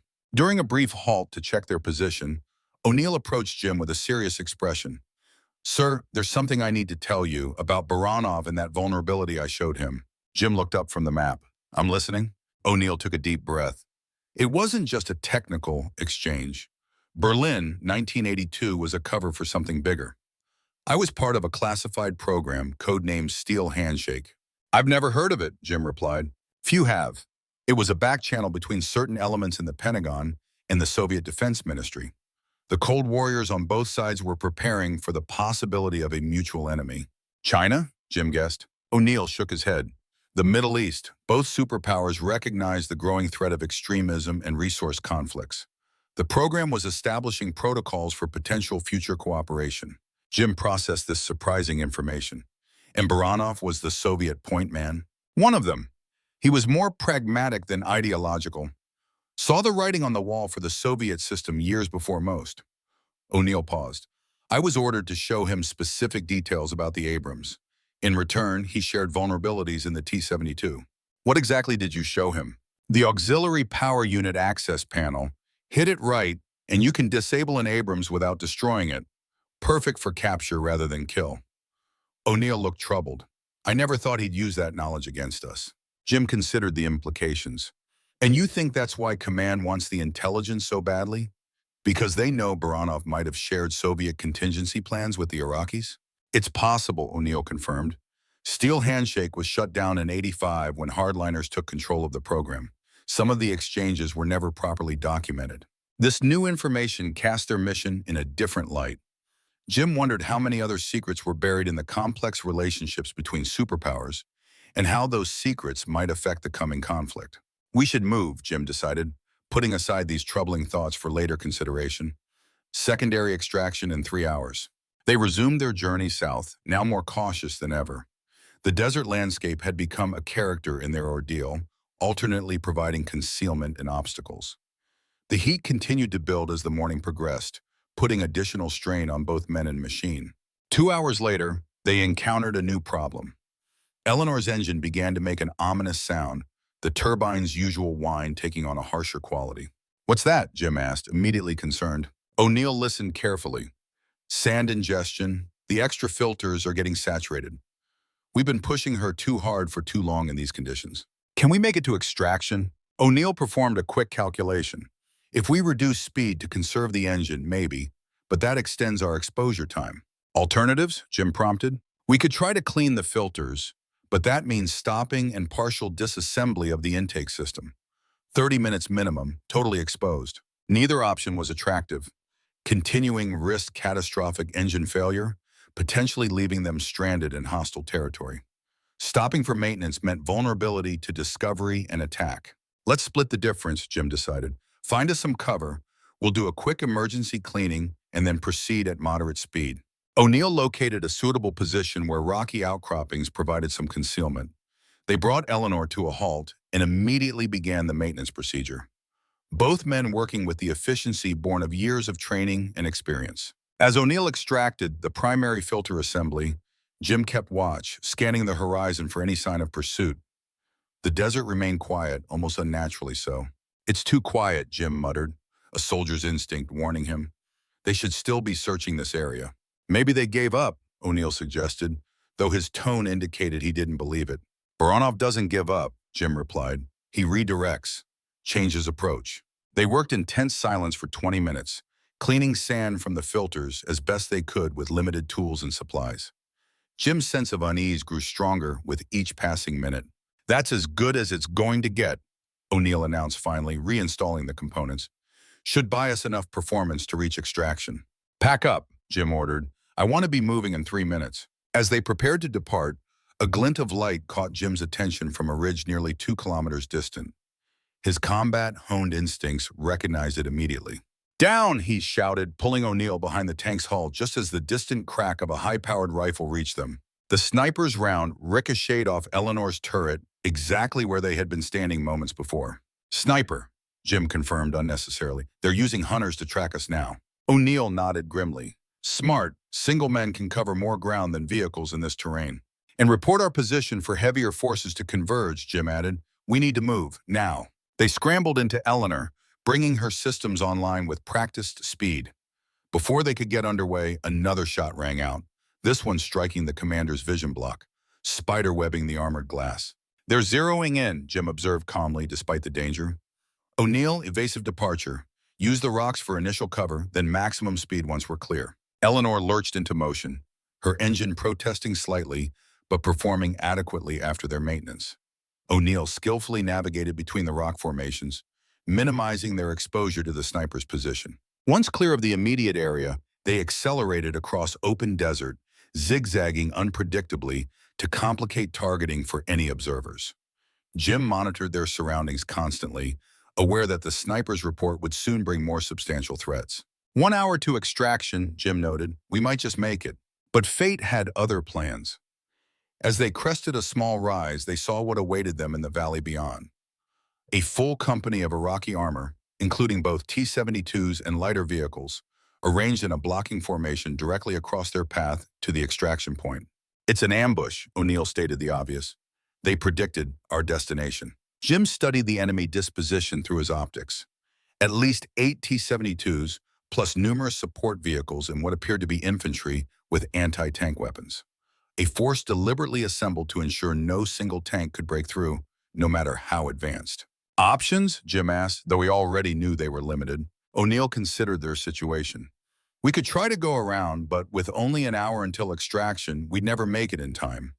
We could call for the extraction point to be moved, but that assumes they have the flexibility to change plans this late. Or, Jim prompted, or we'd do something completely unexpected, O'Neill suggested, a hint of the old fire returning to his voice. Something Baranov wouldn't anticipate. Jim raised an eyebrow. I'm listening. We surrender. Jim stared at his old friend. That's your unexpected plan? Surrender? O'Neill shook his head. Fake surrender. We approach with the gun elevated, hatches open, appearing to surrender, get in close, then hit them hard and fast where they're weakest, punch through before they can react. It was audacious, bordering on suicidal. It also violated certain protocols of warfare. But in their current situation with the intelligence already safely delivered, the calculus was different. It might work, Jim acknowledged, but it's extremely high risk. If they're suspicious and open fire while we're exposed, then we die, O'Neill said simply. But we were probably going to anyway, trying to fight through that force conventionally. Jim weighed their limited options. A frontal assault would be suicide against such overwhelming numbers. Attempting to bypass would mean missing extraction. Surrendering for real would mean capture, interrogation, and probable execution as spies. Let's do it, Ursam, he decided. But we modify the plan. I'll present myself as surrendering. You remain buttoned up and ready.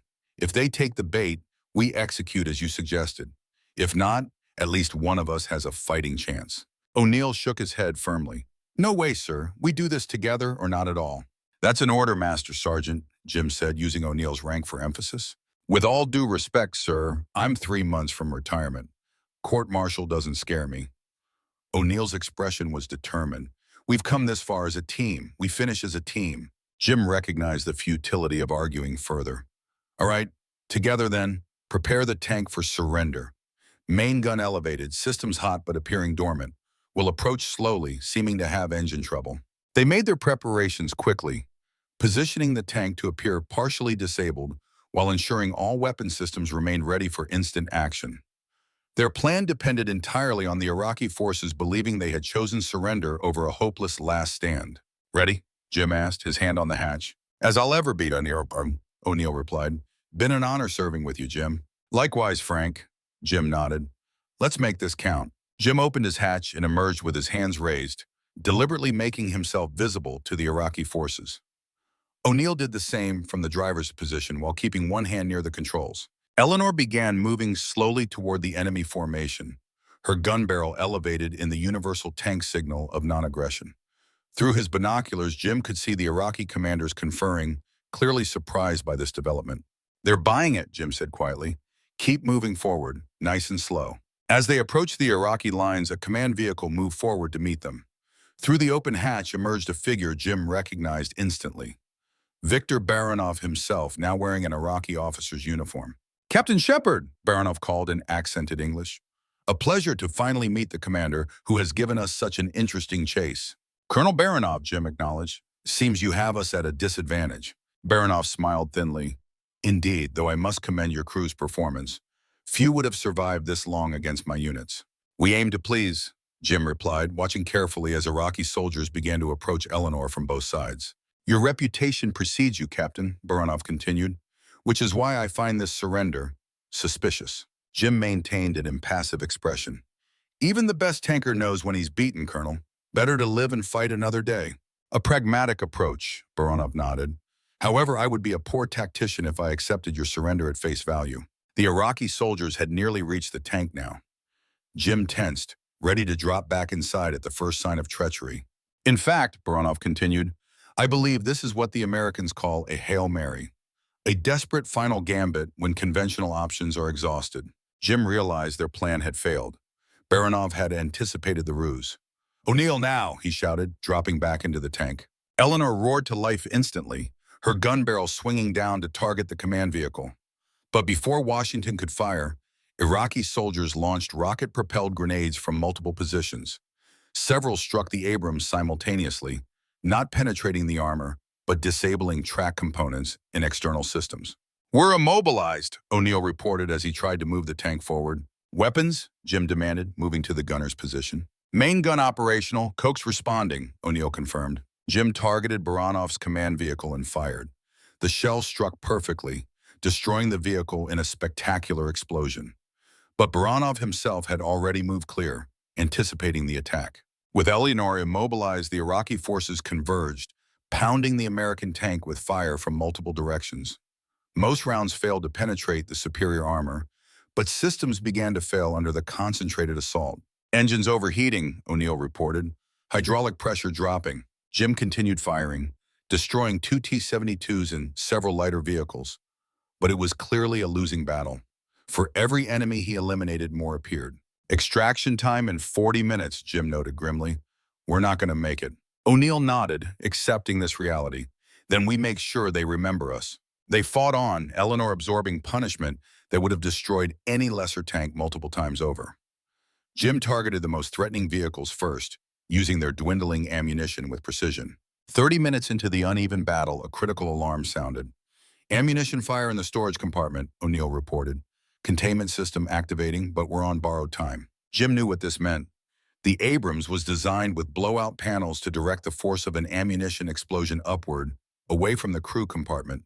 But the system wasn't foolproof, especially after sustained damage.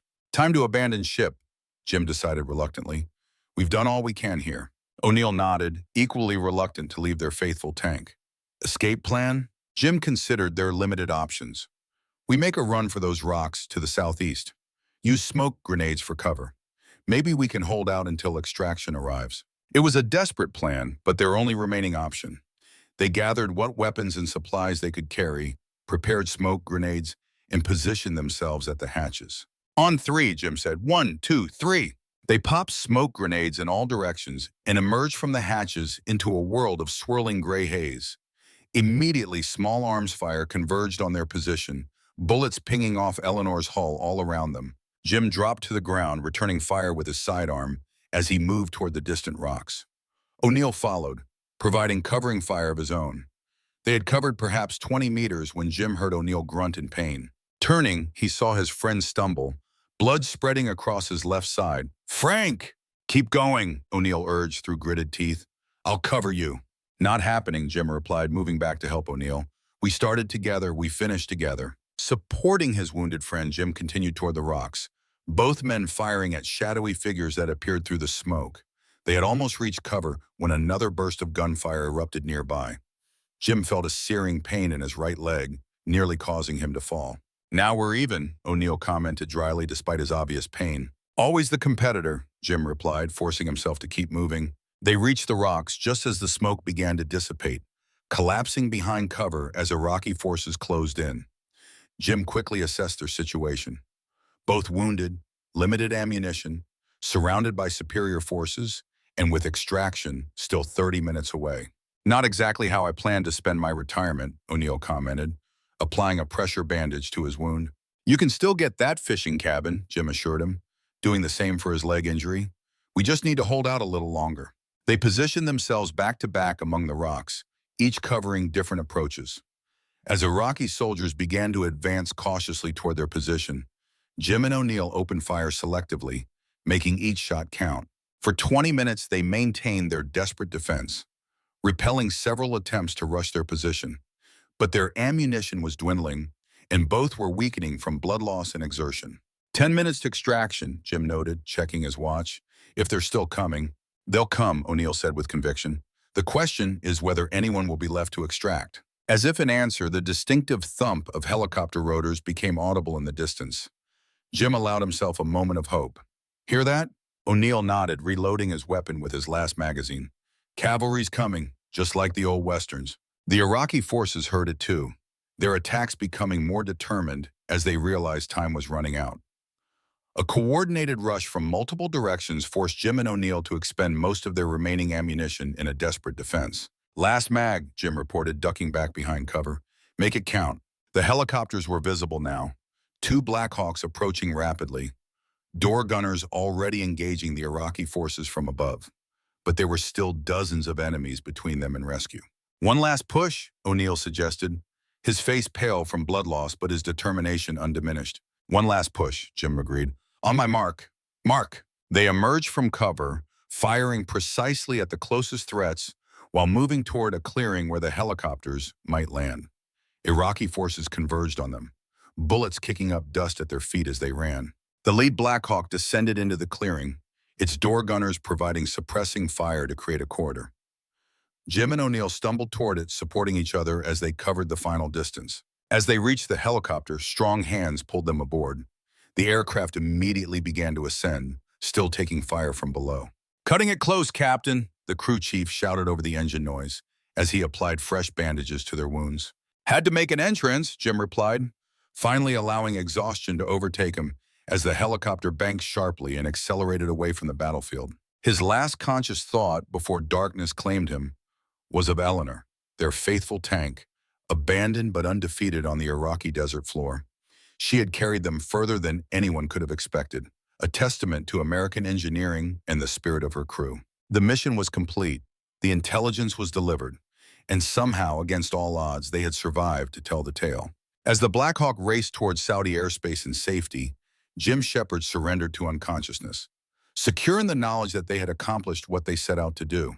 The rest was in the hands of the commanders who would use their hard-won intelligence to plan the coming war. A war that, thanks to their efforts, might claim fewer American lives when the real fighting began. Light came first, harsh fluorescent tubes that seemed to pulse with each heartbeat. Then sound, the steady beep of medical equipment, and the distant murmur of voices. Finally, pain, radiating from Jim Shepard's leg and settling as a dull throb throughout his body. "Welcome back, Captain," a voice said nearby. Or should I say Lieutenant Colonel? Jim blinked, his vision clearing gradually to reveal Colonel Hayes standing at the foot of his hospital bed.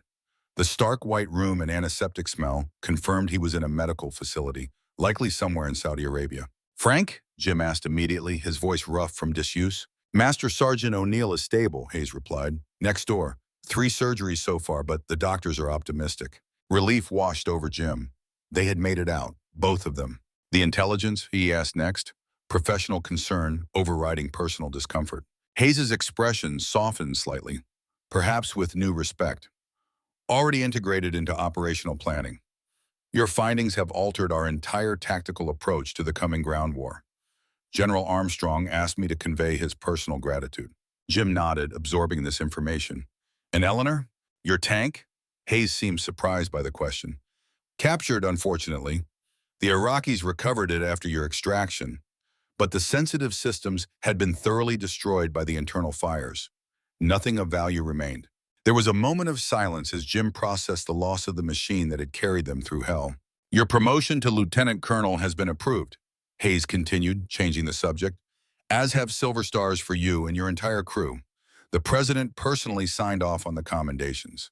"They deserve it," Jim agreed, thinking of Washington's precision under pressure and Miller's transformation from uncertain academic to committed soldier, and O'Neill, whose experience and loyalty had made survival possible. There's something else, Hayes added, his tone suggesting he was uncomfortable with what came next. The mission report. There are discrepancies that need resolving. Jim tensed slightly. What discrepancies? Your account of engaging Baranov personally. Intelligence indicates he was nowhere near the area during your operation. I saw him myself, Jim countered firmly. Spoke with him at the final engagement point. Hayes shook his head. According to our intelligence, Baranov was in Moscow during the entire period, consulting with what remains of the Soviet Defense Ministry. It's been verified through multiple sources. Jim considered this. Either their intelligence was wrong or someone wanted Baranov's presence in Iraq erased from the official record. Given what O'Neill had revealed about Operation Steel Handshake, the latter seemed more likely. And O'Neill's statements about prior contact with Baranov through something called Steel Handshake? Jim pressed. Hayes's expression became completely neutral. No such operation exists in any official record. Master Sergeant O'Neill's recollection is likely affected by trauma and medication. The message was clear. The truth was being buried, sanitized for reasons Jim could only guess at. Perhaps to protect ongoing intelligence operations, or to shield certain officials from embarrassment. Maybe even to preserve the possibility of future cooperation with people like Baranov as the Soviet Union continued its collapse. I understand, Jim said finally, choosing his battles carefully. His priority now was recovery and ensuring his men received the recognition they deserved. The political games could wait. Good. Hayes seemed relieved. The official record will show you encountered Iraqi forces using Soviet equipment and tactics, likely with the assistance of unnamed foreign advisors. Your intelligence on the modified T-72s remains crucial regardless of the source. When can I see my crew? Jim asked, ready to change the subject. Washington and Miller have already been debriefed and returned to Fort Hood. O'Neill should be cleared for visitors tomorrow. Hayes moved toward the door. The doctors say you'll both be stateside within the week, assuming no complications. After Hayes departed, Jim lay in the quiet hospital room, reflecting on the disconnect between what he had experienced and what would become the official history. It wasn't the first time truth had been sacrificed on the altar of political expediency, and it wouldn't be the last. His thoughts were interrupted by a nurse entering with medication. As she adjusted his IV, Jim asked, "Any messages for me?" "Yes, sir," she smiled. "Your son has called 3 times today. He's been informed of your condition and is waiting to speak with you once you're cleared by the doctors." David, in the chaos of the mission and its aftermath, Jim had almost forgotten his son would be waiting for news. The thought of speaking with him brought unexpected emotion welling up. Near-death experiences had a way of clarifying what truly mattered. "Thank you," he told the nurse. "I'd like to call him as soon as possible." "I'll let the doctor know you're awake and alert," she promised before leaving. Alone again, Jim found his thoughts drifting to Eleanor, not the tank but his wife. What would she think of all this? She had always been his moral compass, helping him navigate the complex terrain between duty and truth. He missed her guidance now more than ever. The next few days passed in a blur of medical examinations, debriefings, and pain management. True to Hayes' word, Jim was permitted to visit O'Neill the following day, finding his old friend propped up in bed, looking pale but alert. "About time you showed up," O'Neill greeted him. "Thought you might be enjoying the VIP treatment too much to visit the enlisted quarters." Jim smiled, relieved to see O'Neill's spirit intact despite his injuries. "Just following doctor's orders for once. How are you feeling?" "Like I've been shot, strangely enough," O'Neill replied dryly. "Though the nurses here make it almost worthwhile. Almost." Jim pulled a chair beside the bed, lowering his voice. "Hayes came to see me. They're sanitizing the record. Baranov was never there and Steel Handshake never existed." O'Neill's expression didn't change. "Not surprised. Some stories aren't meant for the history books." "Doesn't mean they shouldn't be remembered," Jim countered. "By those who need to know, sure." O'Neill shifted slightly, wincing at the movement. "But some ghosts are better left buried, Jim, for everyone's sake." Jim studied his friend's face, sensing there was more O'Neill wasn't saying, perhaps couldn't say even now. "They're giving us silver stars, all of us." "Shiny," O'Neill remarked with typical understatement. "Margaret will be thrilled. Another decoration to dust." They shared a quiet laugh. Two soldiers who understood that medals, while meaningful, paled in comparison to the simple fact of survival and the bonds formed in combat. "What will you do after recovery?" Jim asked. "Still planning on that fishing cabin?" More than ever, O'Neill confirmed. This was my last dance, Jim. I've given enough to Uncle Sam. Jim nodded, understanding. You've earned your peace, Frank. What about you? Hayes mentioned a promotion. Lieutenant Colonel, Jim confirmed, though I haven't decided whether to accept yet. O'Neill raised an eyebrow. What's to decide? It's what you've worked for. Is it? Jim wasn't certain anymore. The mission had changed something fundamental in his perspective. I joined to serve, to protect. The politics, the hidden agendas. That's not what I signed up for. Welcome to senior leadership, O'Neill said with a knowing smile. The higher you climb, the more complicated it gets. Before they could continue, a doctor entered to check O'Neill's vitals, politely but firmly suggesting Jim return to his own room to rest. The conversation lingered in Jim's mind, however, raising questions about his future that had no easy answers. 3 days later, Jim finally spoke with David via telephone. Hearing his son's voice, strong yet vulnerable with worry, made the distance between them feel both vast and insignificant. They wouldn't tell me anything at first, David said, his frustration evident even across thousands of miles. Just that you were on a classified mission. Then suddenly you're wounded in action before the war even officially starts. I'm okay, Jim assured him. Nothing that won't heal. Mom would have been worried sick, David said quietly. She would have understood, Jim replied, feeling Eleanor's absence acutely in that moment. She always did. There was a pause before David spoke again. I got my acceptance letter yesterday. West Point, class of 1995. Pride swelled in Jim's chest, tempered by the familiar concern of a military parent knowing what might lie ahead for his child. Congratulations, son. That's outstanding news. I wasn't going to tell you until you got home, David continued. Wanted to see your face, but after everything that's happened, I couldn't be prouder, Jim assured him. And your mother would be too.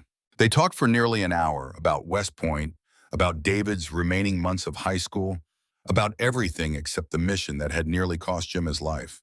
Some experiences couldn't be shared, even with those closest to you. That was the burden of command, of service in the shadows. By the end of the week, as promised, Jim and O'Neill were transported back to the United States, first to Walter Reed for additional treatment, then finally to Fort Hood. They arrived to find the base transformed, buzzing with preparation for the coming ground offensive against Iraq. The intelligence they had gathered was already shaping tactics and training, though few knew the source of this suddenly crucial information. Washington and Miller met them at the medical facility, both looking refreshed and recovered from their ordeal. The reunion was emotional but subdued, men who had faced death together finding words inadequate to express the bond they now shared. Sir, Miller said, standing straighter than Jim remembered, confidence having replaced his former uncertainty.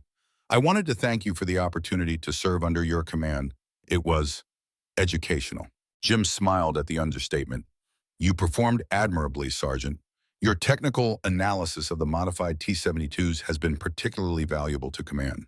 The intelligence we gathered, Washington asked quietly, it's going to save lives when the ground war starts, isn't it? Without question, Jim confirmed. Hundreds, maybe thousands. What we learned about their armor configurations and tactical deployments has already altered our entire approach. The four men shared a moment of silent satisfaction, the kind that comes from knowing your sacrifice served a genuine purpose. Not for glory, not for recognition, but for the brothers in arms who would soon face the enemy with better odds thanks to your efforts. As Washington and Miller departed, promising to visit again soon, Jim found himself alone with O'Neill once more. They've scheduled your retirement ceremony for next month, Jim informed him. General Armstrong will preside personally. O'Neill nodded, leaning heavily on a cane as they walked slowly along the hospital corridor. And your promotion ceremony?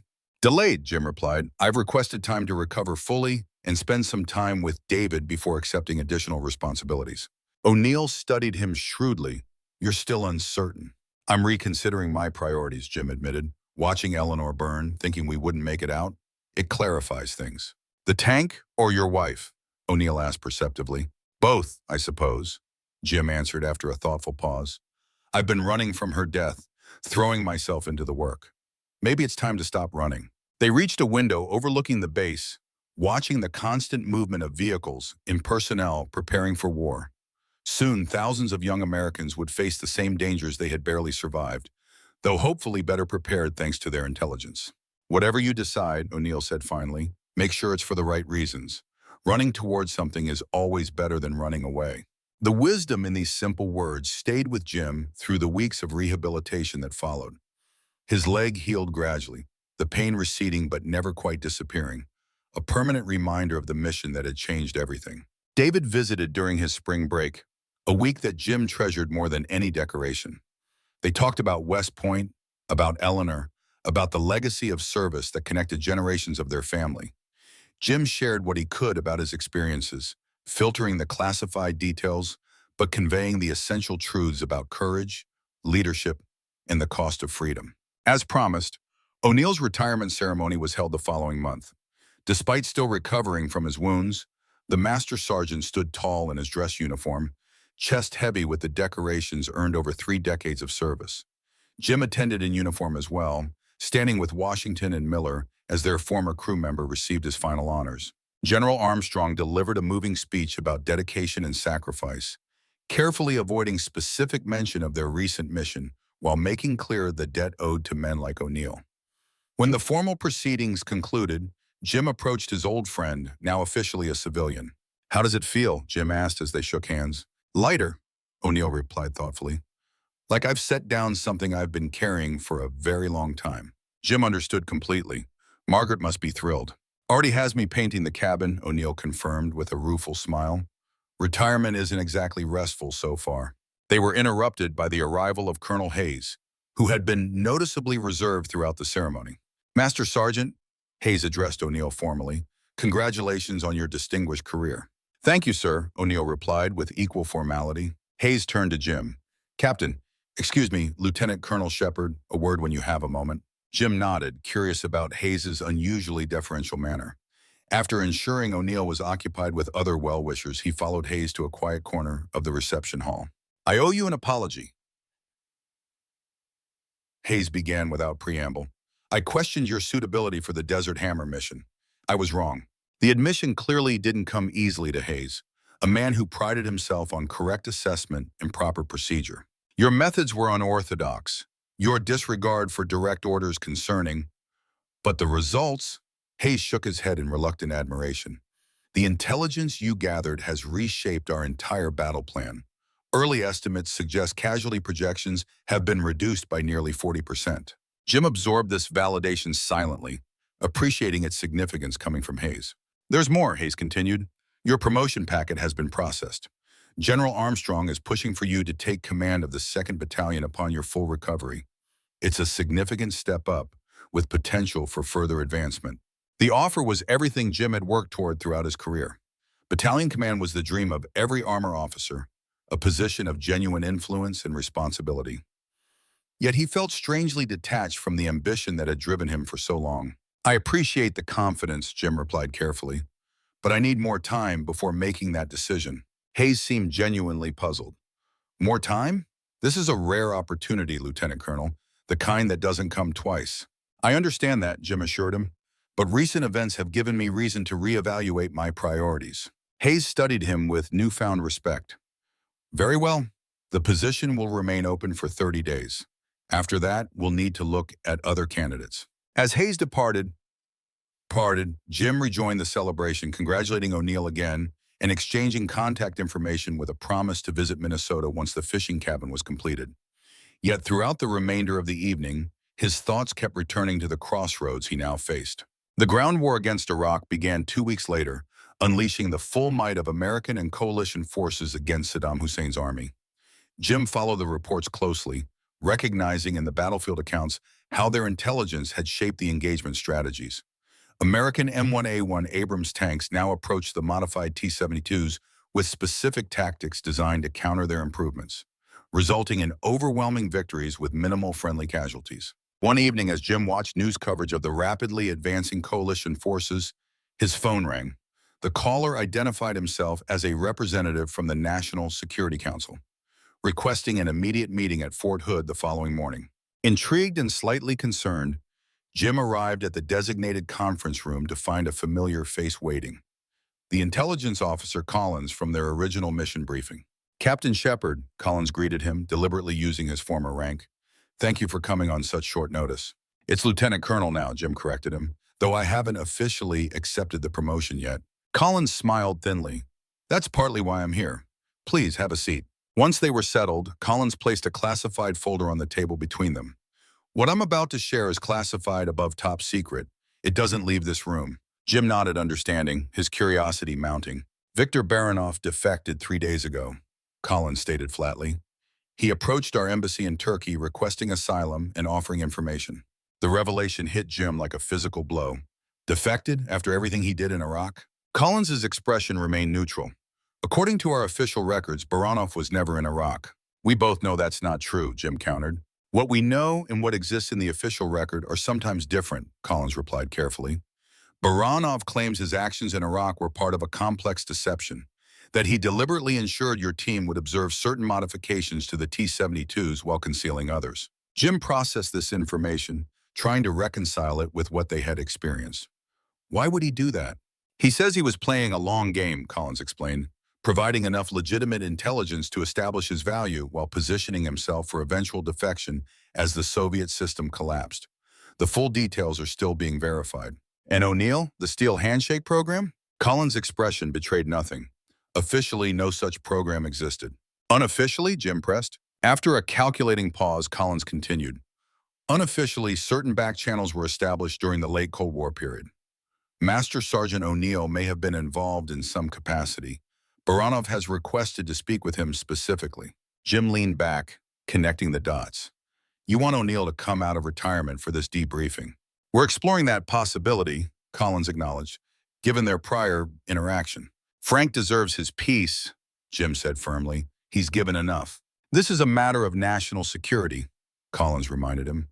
Baranov may have intelligence crucial to understanding the shifting geopolitical landscape as the Soviet Union disintegrates. Jim considered the implications. O'Neill had earned his retirement, his fishing cabin in Minnesota with Margaret. Yet if Baranov truly had critical intelligence, the national interest might genuinely outweigh personal considerations. I'll speak with him, Jim decided, but the choice must be his. No pressure, no manipulation. Collins seemed to accept this condition. There's one more thing. Baranov asked about you as well. Said you impressed him with your tactical adaptability. I'm flattered, Jim replied dryly. He also mentioned something odd, Collins continued. Said to tell you that Eleanor performed admirably as expected. The mention of his tank's name, of his wife's name, from Baranov's lips sent a chill through Jim. The Soviet officer had never been close enough to see the name painted on their tank's barrel. Either he had intelligence sources deeper than anyone realized, or he had been tracking Jim specifically for reasons still unknown. Is that significant? Collins asked, watching Jim's reaction carefully. Just tank commander talk, Jim deflected, unwilling to share the personal significance of the name. Professional respect between opponents. Collins clearly didn't believe this explanation, but chose not to press further. We'll be in touch about O'Neill. In the meantime, I understand you have a decision to make about your promotion and battalion command. I do, Jim confirmed, wondering if this new development would affect his thinking.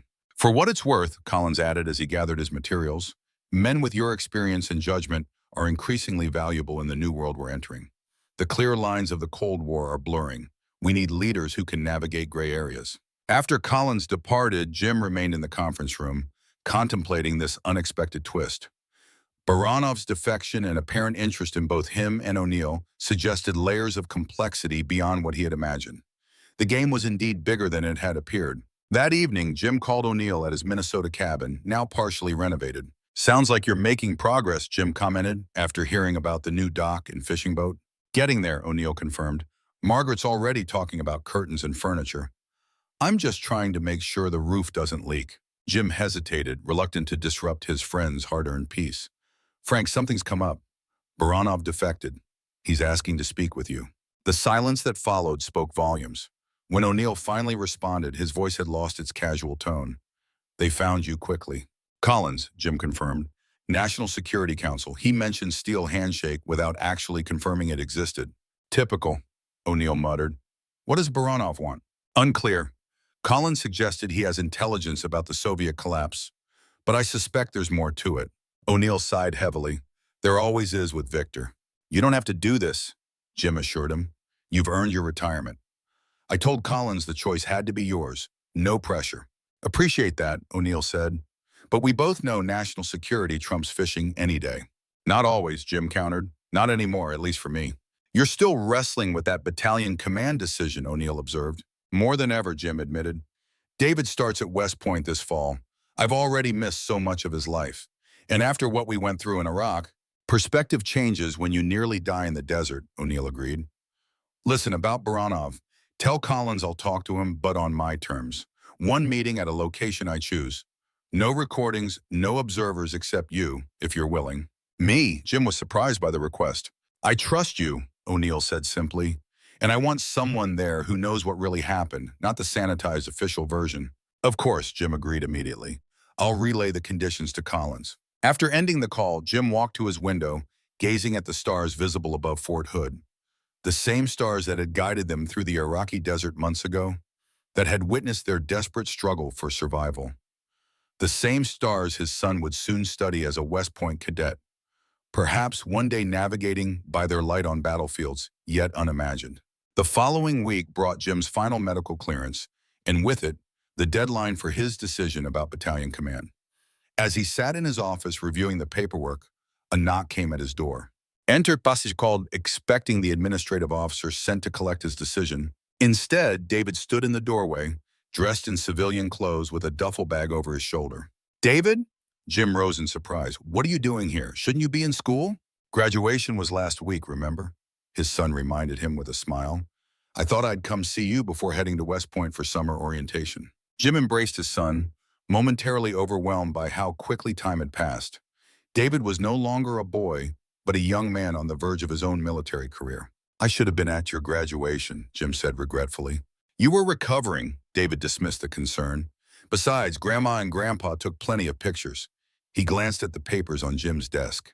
Is that the battalion command paperwork? Jim nodded, gesturing for his son to sit. The deadline's today. I've been putting off the final decision. David studied him curiously. I thought it was what you always wanted. It was, Jim acknowledged, but priorities change, perspectives shift.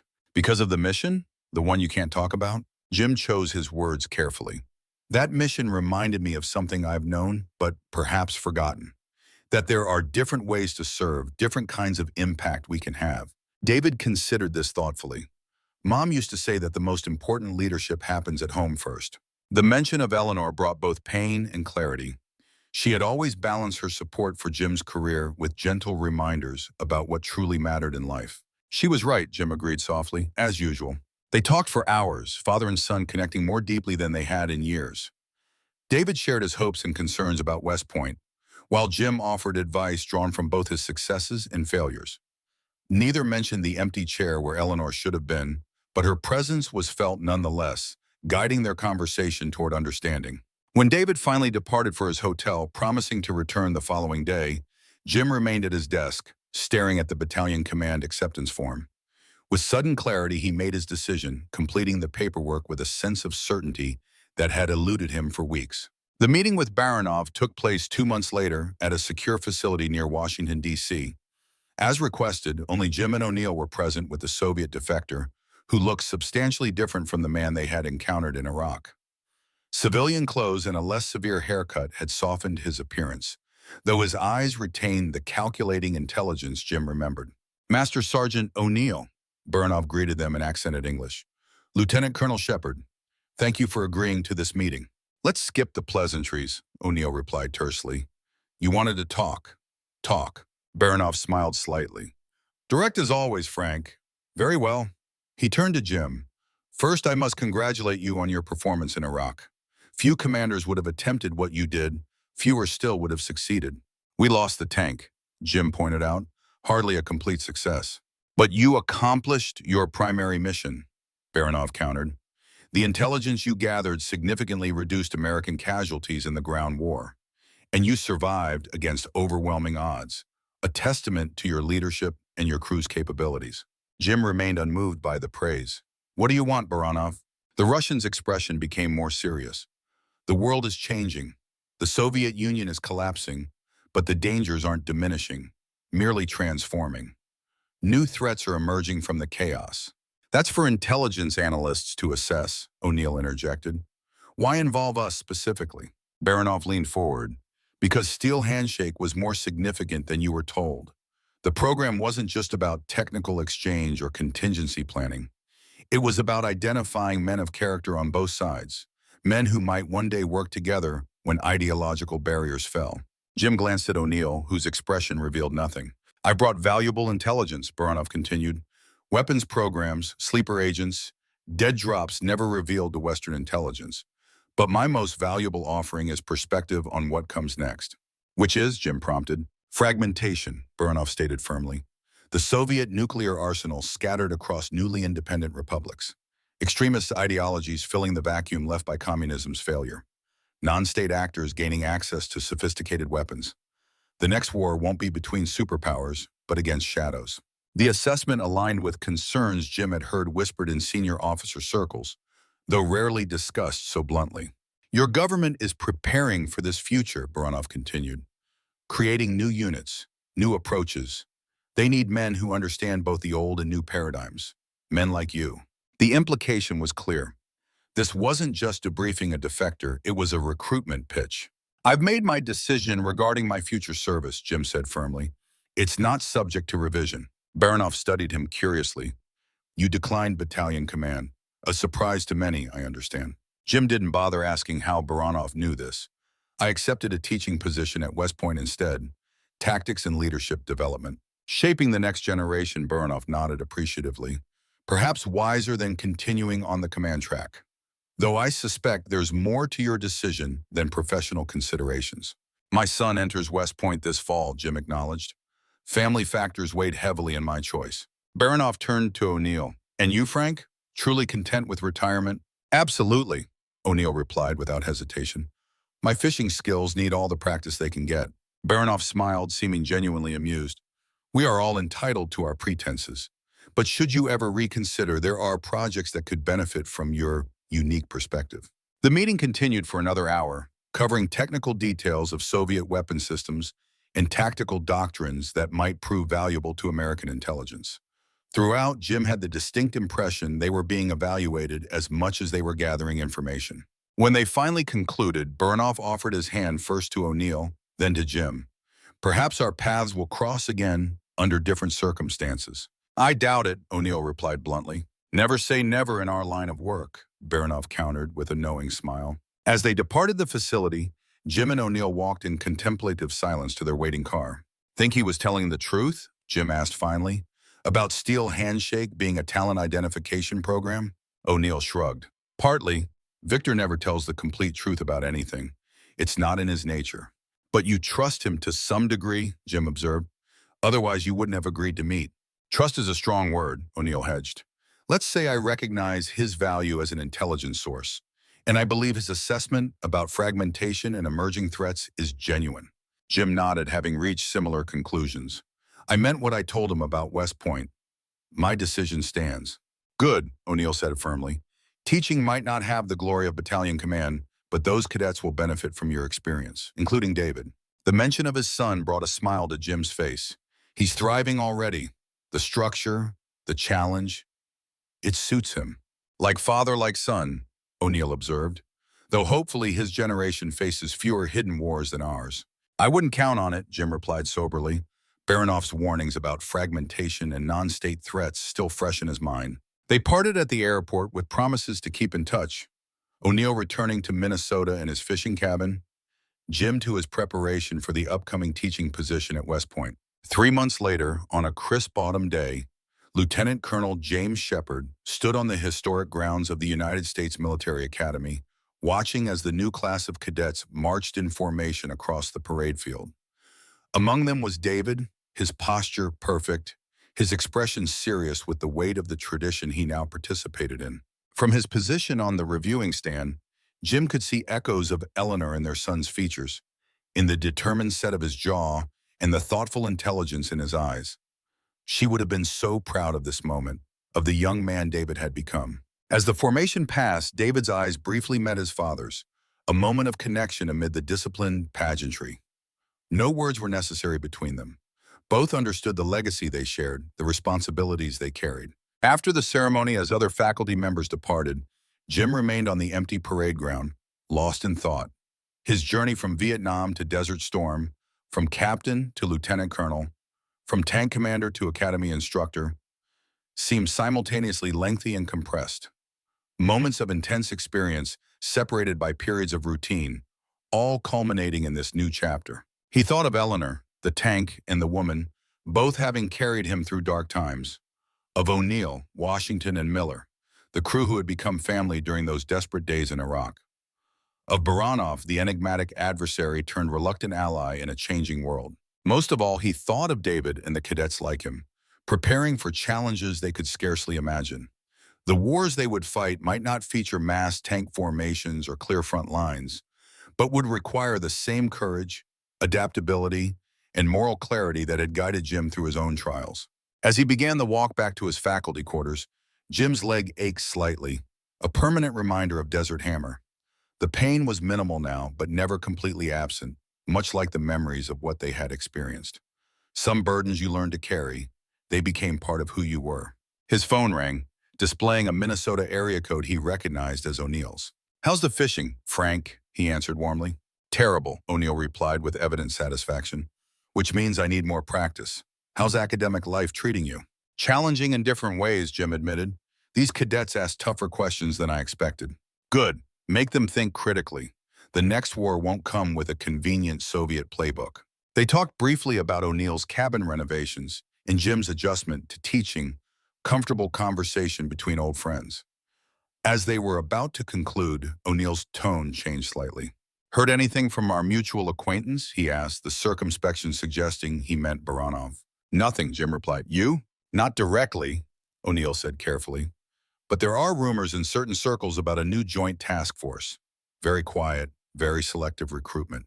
Jim understood the implication. "Not interested. I meant what I said about my priorities." "Good," O'Neill sounded genuinely relieved. "Just thought you should know they're still fishing." After ending the call, Jim continued toward his quarters, where a stack of cadet papers awaited grading. The sun was setting over the Hudson River, casting the historic campus in golden light, reminiscent of that Iraqi desert sunrise when they had made their final push to extraction. Different battlefield, different challenges, but the same fundamental purpose: preparing the next generation to face whatever came their way. Not with fear, but with competence, courage, and conviction. Eleanor would have approved of this path, and for Jim Shepard, veteran of hidden wars and commander of steel beasts, that knowledge brought a peace that no promotion or commendation ever could. As he climbed the steps to his faculty housing, he caught sight of David walking with fellow cadets, already developing the bonds that would sustain them through future challenges.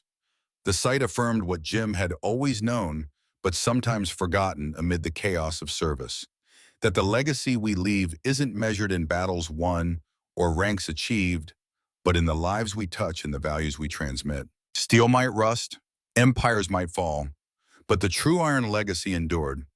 Courage passed from one generation to the next, tempered by experience and strengthened by love. Fort Hood, Texas, 2023. The Veterans Center hummed with appreciative applause as Lieutenant General James Shepard, retired, concluded his account of Operation Desert Hammer.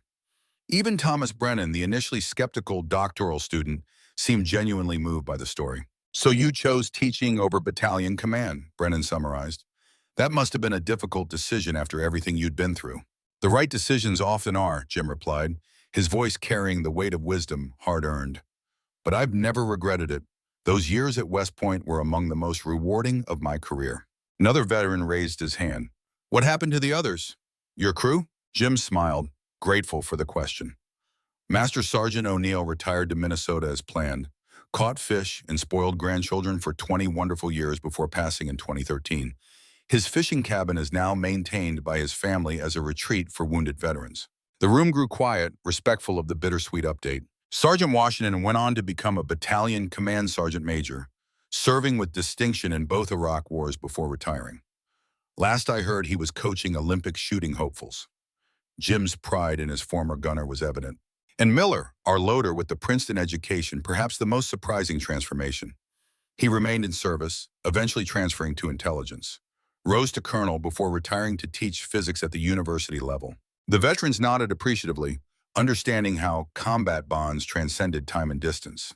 "And your son, the West Point cadet?" someone else asked. Jim's expression softened with fatherly pride.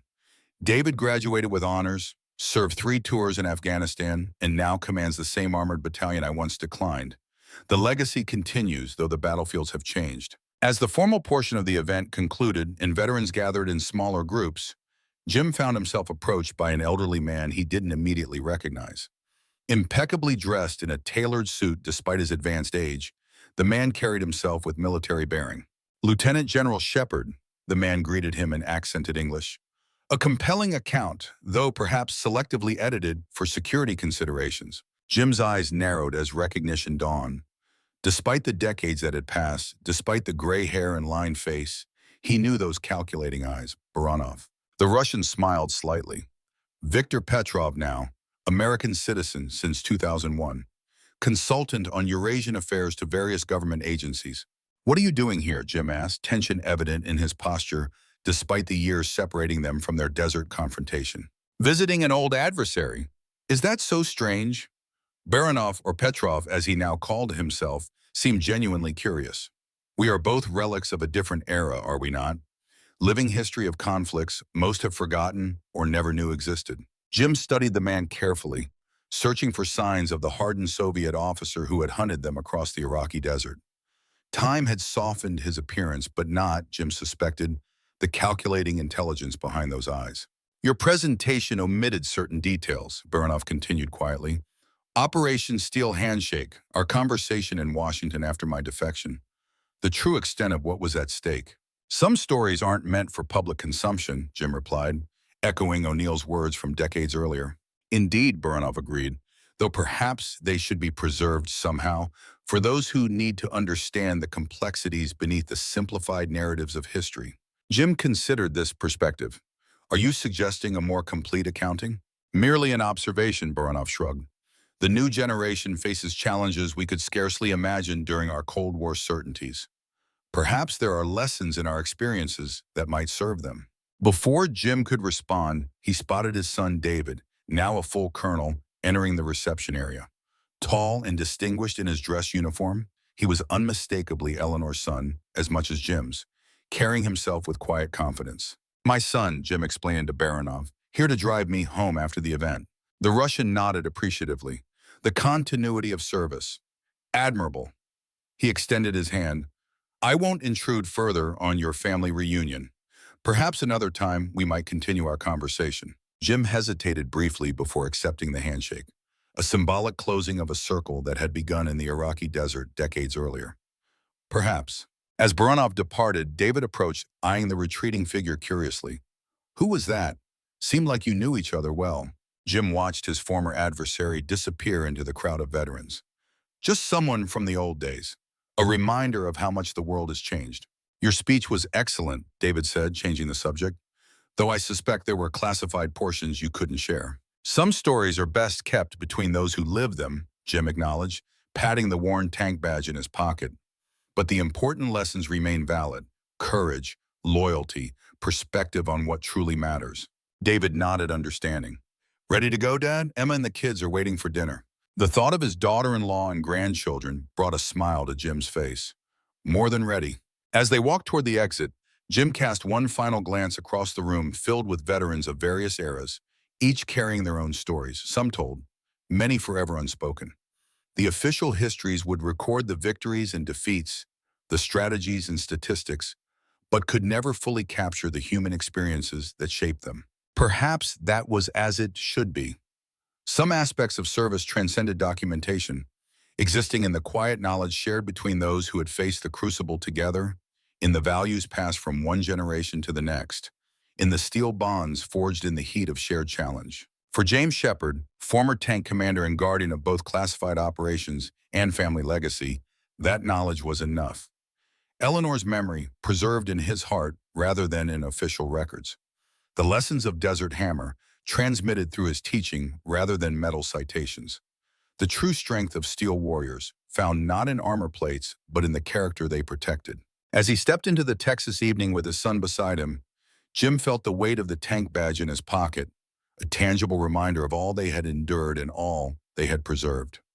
Not just for themselves, but for those who would never know the full story of what happened when an American Abrams faced modified Soviet T-72s on the eve of Desert Storm. Some legacies remained classified, but the most important ones were passed down generation to generation, in the quiet examples of duty, sacrifice, and unwavering commitment to what truly matters. Steel and flesh, tactics and humanity, strength and vulnerability. The true Iron legacy,